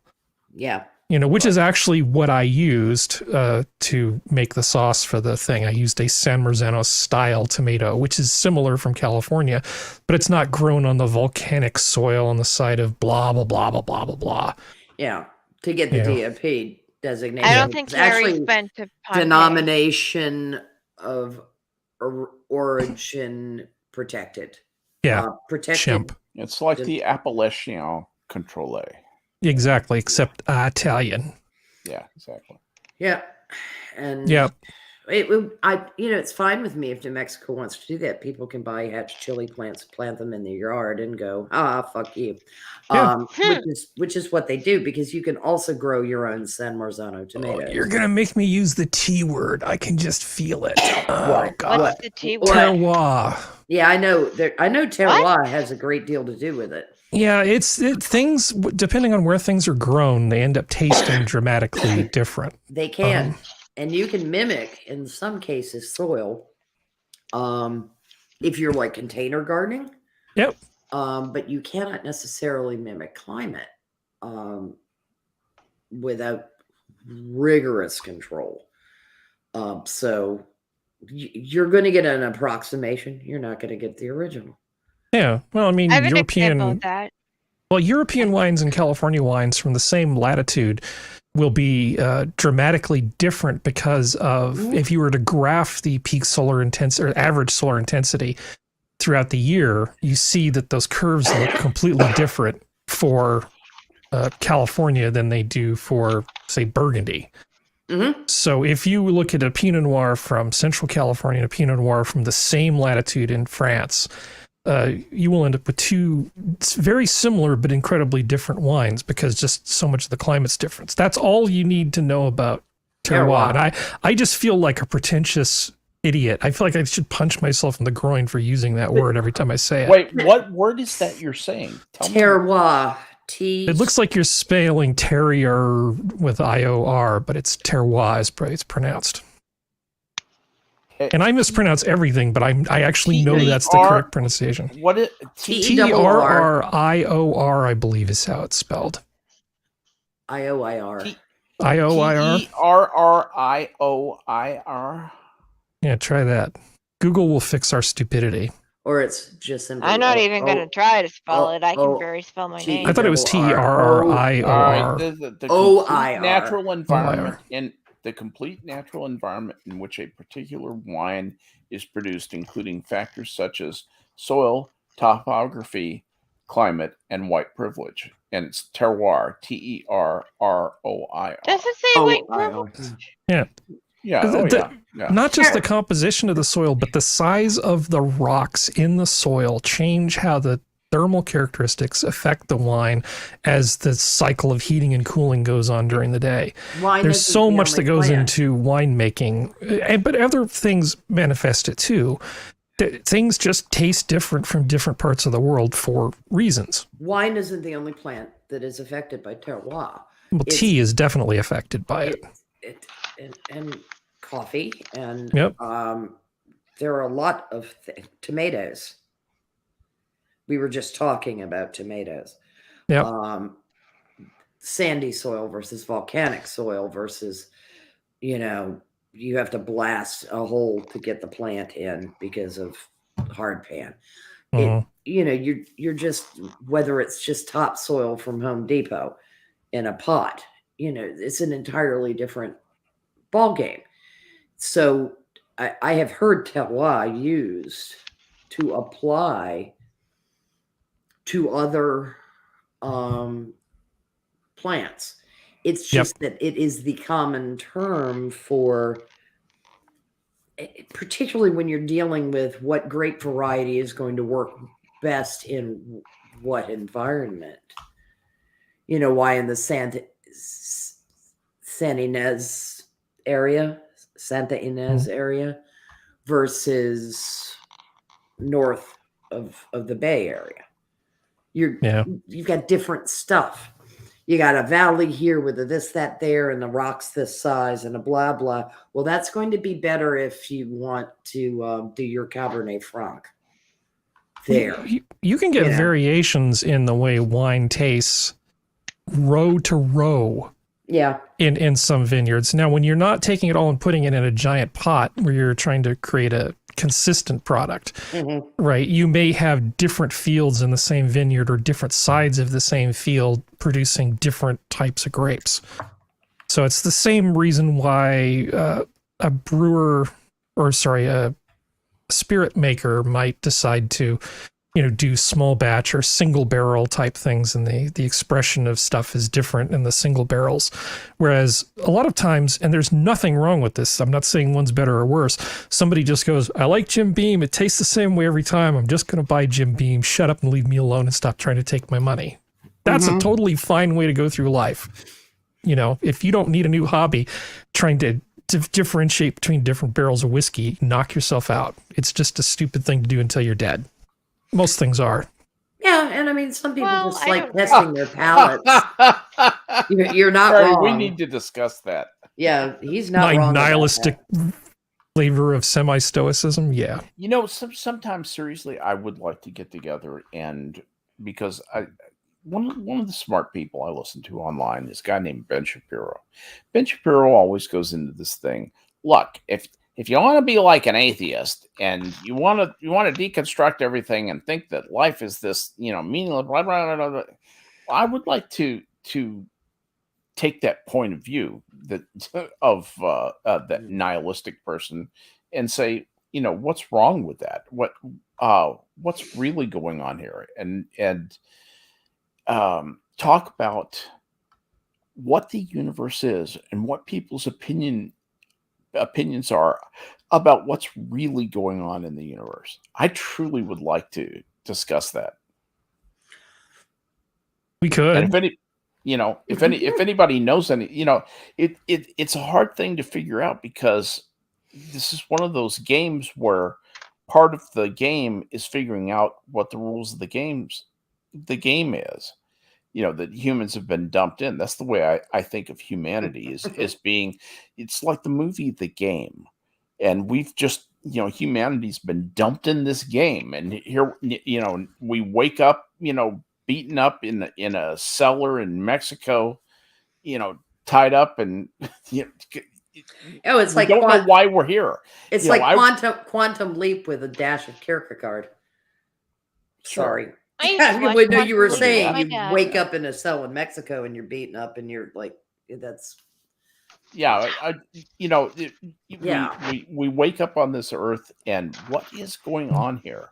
What is going on here? What can we know for certain did happen, and what can we discern from, what we've developed into, what we're likely to develop into, and what, you kind of have to make the assumption that, somebody, if there is consciousness beyond this universe, that affected things to cause all of the things to happen, what was that, and what was it thinking, and what does it want? If it wants It was anything. God. Yeah. I mean, if you want everybody to hate me, I think that sounds like a great plan. Because I have nothing but like a huge Pez dispenser of black pills that is not going to not going to endear me to anybody. Yeah, I think that would we definitely need to do that. Maybe next Tuesday. You mean just go scorched earth on my public reputation? Yeah. Yeah, just have at it. Yeah, let's do that. Get it That done. sounds like a plan. I was I actually am surprised.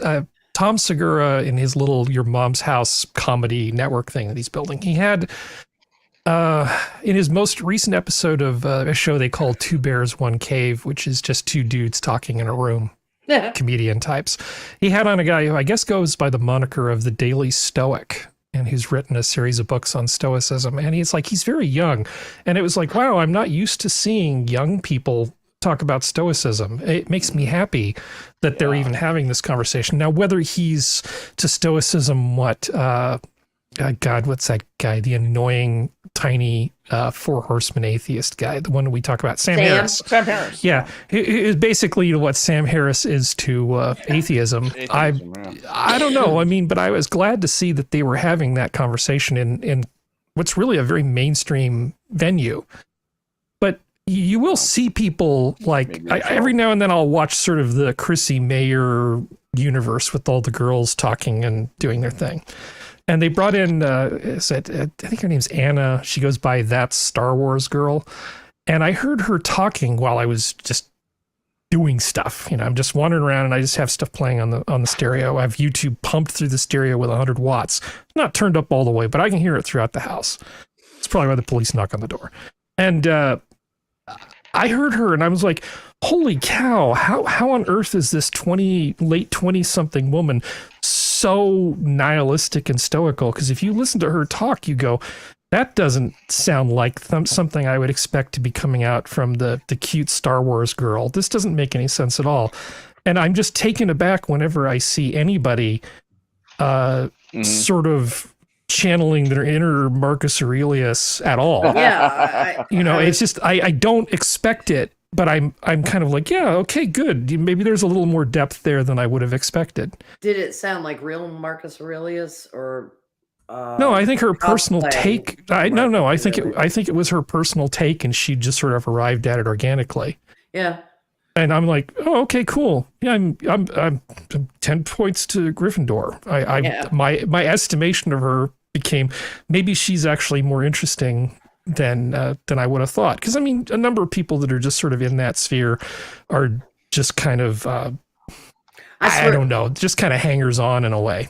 I'd swear to God, if Chris Hitchens were still around listening to Sam Harris's bleeding, he'd look at him and he'd say, I am going to swear orders in the Anglican church just to get away from you. I mean, Sam's not a bad guy, but he kind of is. But he's such a twit and he's so reflexive. He's like a more intellectual version of Ben Affleck, where he's reached a vapidity level. Yeah. With his predictability, that you're like, oh my God, you're like the Neil deGrasse Tyson of this particular panel. You just, all you want to do is just like the pigeon on the chessboard. You're going to kick over all the pieces, shit on the board, and then fly away and tell all your friends, aha, look what I did. I won. Yeah. Yeah, I won. And I hope Polly isn't listening, because I know that story upsets him. He still doesn't know that it's a real story. But well, things happen. We don't want to dig that up again. But the oh no, I'll smack him about the head and yeah, shoulders. you can smack him about the head and shoulders. I still hope that Polly and I can do like the mid-century hot chick rundown someday. I think we'd be uniquely qualified for this. I could ask him exactly what year was it that you think that Ava Gardner turned around at the band.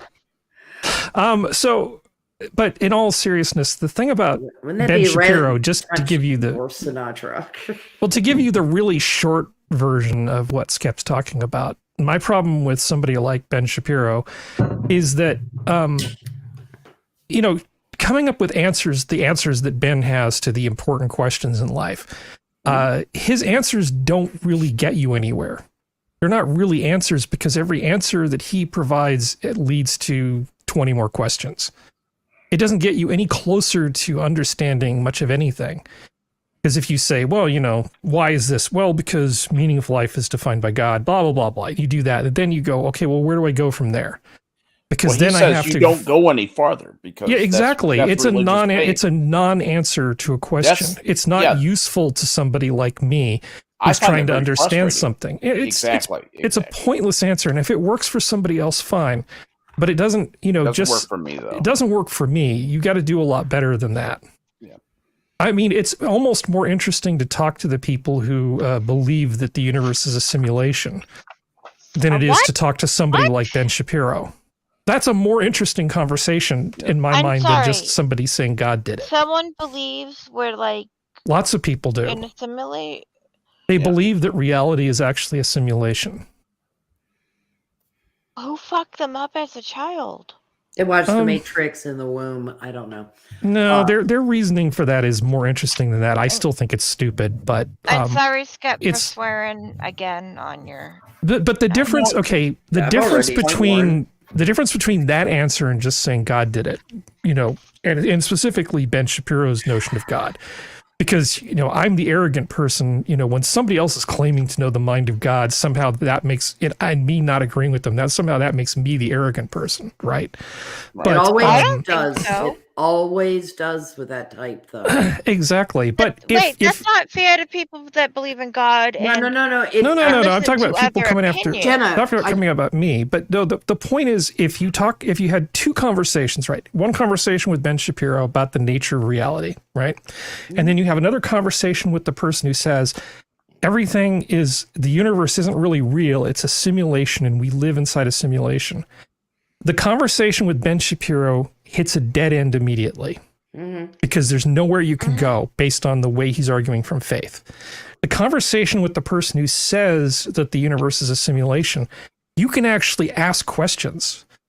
Like, okay, so why do you think this? Well, what about this? What about this? You could actually have a conversation with that person. It might be a complete waste of time, but unlike the Ben Shapiro answer, there's actually ways that you could test it. There's ways you could challenge it. There's things that you could do to say, well, if it was a simulation, then it may have the following properties. And then how does that sort of match up with things? It's stupid, but it's less annoying to a person like me because it isn't a dead end. Well, Ben Shapiro I think Sam Harris functions in the atheist framework as a presuppositionalist as much as Ben Shapiro does. Probably have to explain what presuppositionalist is in this. Well, in your meaning. In this instance, I'm gonna make it as simple as possible. For Ben, God exists, and that is a fact. Okay. And you're saying he is a presuppositionalist. Yes. Okay. Because we all know that faith is. Well, you know what I'm talking about with the proof thing. And Sam is like, nah, there is no God. In almost the same way. At times, Sam isn't always that facile. But he can be.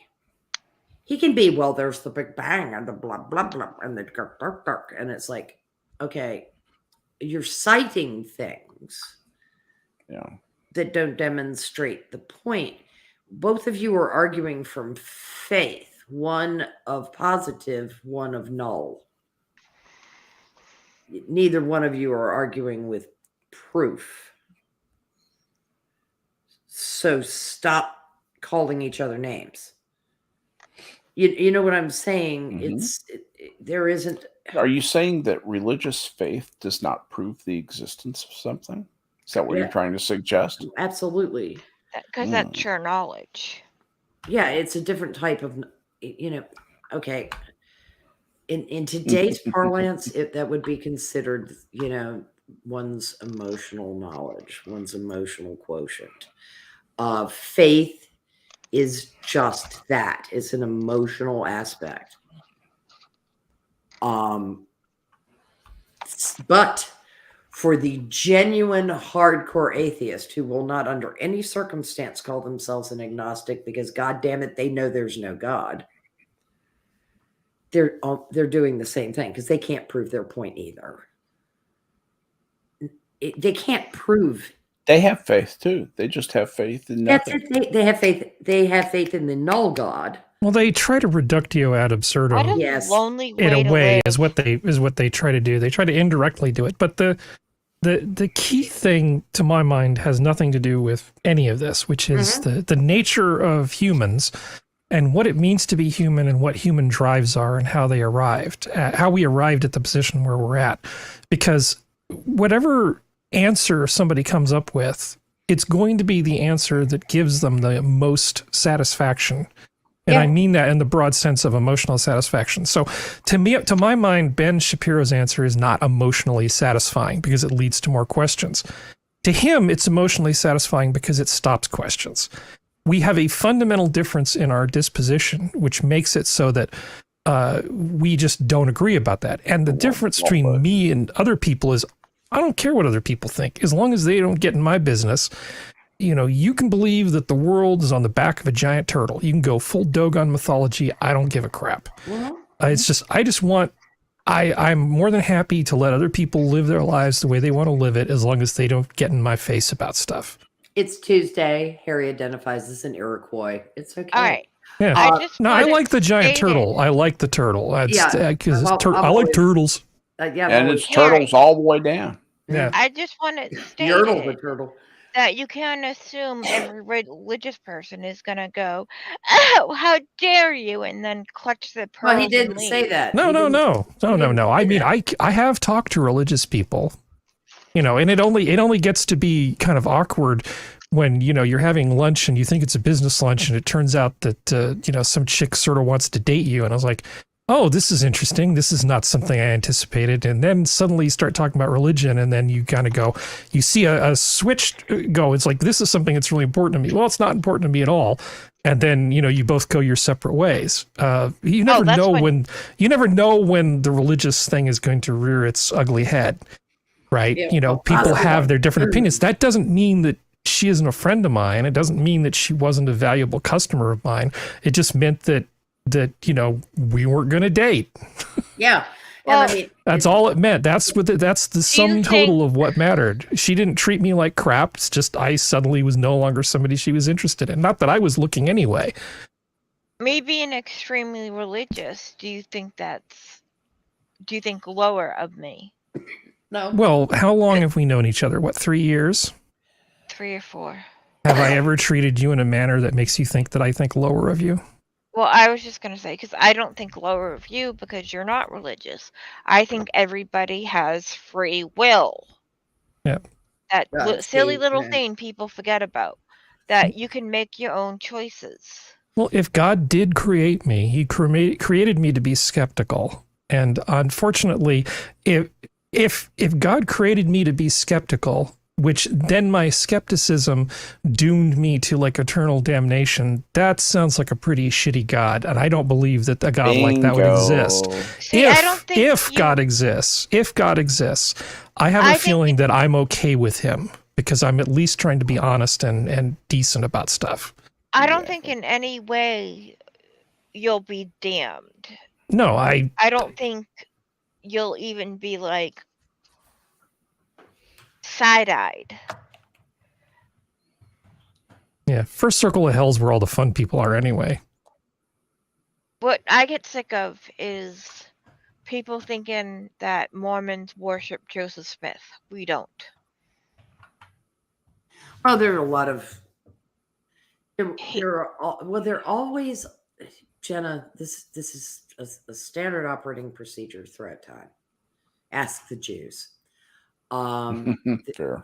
There is a standard operating procedure that if you can't see behind the screen at all times, they must be hiding something. Yeah. That is applied to Jews. That is applied to some extent to the Orthodox. Not as much, but I think there's a fair number of people that look askance at Orthodox because of the icon screen, and that kind of and because once the temple's sanctified, you can't go in it unless you're a Mormon. But that's a special. Yeah, honey, but I can walk into any church. But you can see. I can walk into any church. I cannot walk behind the icon screen in an Orthodox church. I can't walk into a Mormon church. I can't be present in certain areas of synagogues. And you can't. Also, sit with men. the counting rooms of televangelists. Yeah. Well, can I just say that Funny But counter that go cre- burr. the temples are sacred, holy places to us, and I understand, before Jenna. it's sanctified, you can go and you It's can. just a tour it. building because it hasn't been walled yet.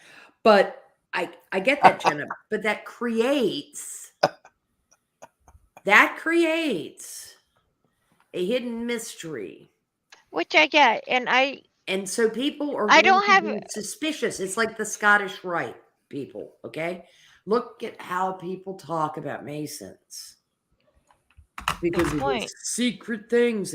And honey, nobody knows this better than the Jews. well, Nobody knows this better than the Jews. the temple thing, I get people have it, but the Joseph Smith thing. We do not worship him. We do not pray to him. We do not Yeah, it's a bow at misconception his statue. because people don't get it, but you do have a differently named angel on the top of your temples. Moroni. Right. That nobody else discusses. So, we were all kind of, if you're Christian conversant, you're comfortable with Michael and Gabriel and Raphael. I was No, Gabriel and Michael are the only angels named in the Bible, I believe, aren't they? Lucifer. Well, Is it- no, Lucifer. Come on, Was that you know what? no? You know what I mean. Yeah, You know yeah. what I mean. Raphael. You know who Michael is? I thought Raphael was named. No, I don't think so. Okay. I thought I've read the Bible quite a Raphael. bit, but And I'll I tell wasn't you real doing the quickly. Teenage Mutant Ninja Turtles thing. It's the three archangels that I've heard of with Lucifer. Raphael was red, right? In Teenage Mutant Ninja Turtles, he was the I red have one. no No, clue. he was orange.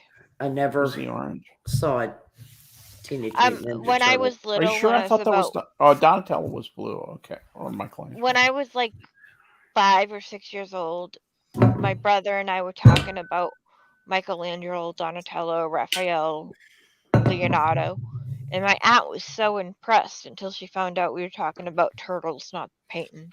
Yeah, it's really kind of tragic. It was a nice potential gateway. The Sistine Fortunately, Chapel. it didn't get used that way. The Sistine Chapel, absolutely gorgeous. One of my favorite movies. I can't think of the name of it right now because I've had a long day. But one of my favorite. Oh, Ever After, one with Drew Barrymore. Leonardo DiCaprio. No, Leonardo was in it, the painter, and Leonardo da Vinci. thank you. And he didn't paint the Sistine Chapel. Well, wait, I'm getting to that. Okay. The prince saves him and saves the Mona Lisa at that too. But the Leonardo goes, your father called for me because Michelangelo stuck under a roof for 7 years. Oh, A ceiling. Yeah. Because he was stuck under a ceiling. He was for 7 stuck years. under, and he was pretty fed up by the time he was But done. it was just funny. It is funny. It's so is Mel Brooks's little joke in History of the World Part 1, where Leonardo is actually painting the Last Supper during the Last Supper. Mm-hmm. Just a nice little out of anachronism. I know Raphael is in the Apocrypha, but he's not in the Protestant Bible. That's why I didn't get it. What about Okay, Gabriel? It's the Apocrypha. Gabriel and Michael. He's in Luke, for God's sake. Yeah, I mean, Gabriel is the one that You know who Gabriel is, right? You're knocked up, Toots. Huh? You know who Gabriel is, right? Noah. Wait. No, that's not Gabriel. He was the one that was in Genesis before Phil Collins, right? Yeah. Yeah. Peter. I was going to do a Peter Gabriel joke. I was going to decided no, this crowd does not know who Peter Gabriel is. I know who Peter Gabriel is. That's interesting. I was going to do a Roman Gabriel joke. Back when Genesis was I realized that was way out of date. I would have been the only one who got the Roman Gabriel Yes, joke. you would have been. I was watching shorts or TikTok or something today, or one of these days. They all seem to go together. Jesus. And this girl was Jesus, and she goes, one of you will betray me tonight. And Peter goes, will it be me, Jesus? No, it will not. Will it be me, Jesus? Says Thomas. And then I think Simon and Garfunkel all say something. And then Judas goes, will it be me, Jesus? And the girl goes, will it be me, Jesus? I could just hear that. Raphael is it's 2:15, dear. It introduces himself in Tobit 12:15, and he says, I am Raphael, one of the 7 angels who stand and serve before the glory of the Lord. Used And to be Abraham. That's his whole deal. That's pretty much his whole deal. So Yeah. We do And have he to got it wrap in the this up, book. though. yeah, We I just know. want it in the book. I'm just having such a good time. You guys are great. I thank you so much for spending the time with me, and to you long suffering chat folks, thanks for hanging in there. It's great fun. Obviously, we had a good time tonight, but it's probably way past time. We should knock it off. So we're going to end this one tonight. Thank you.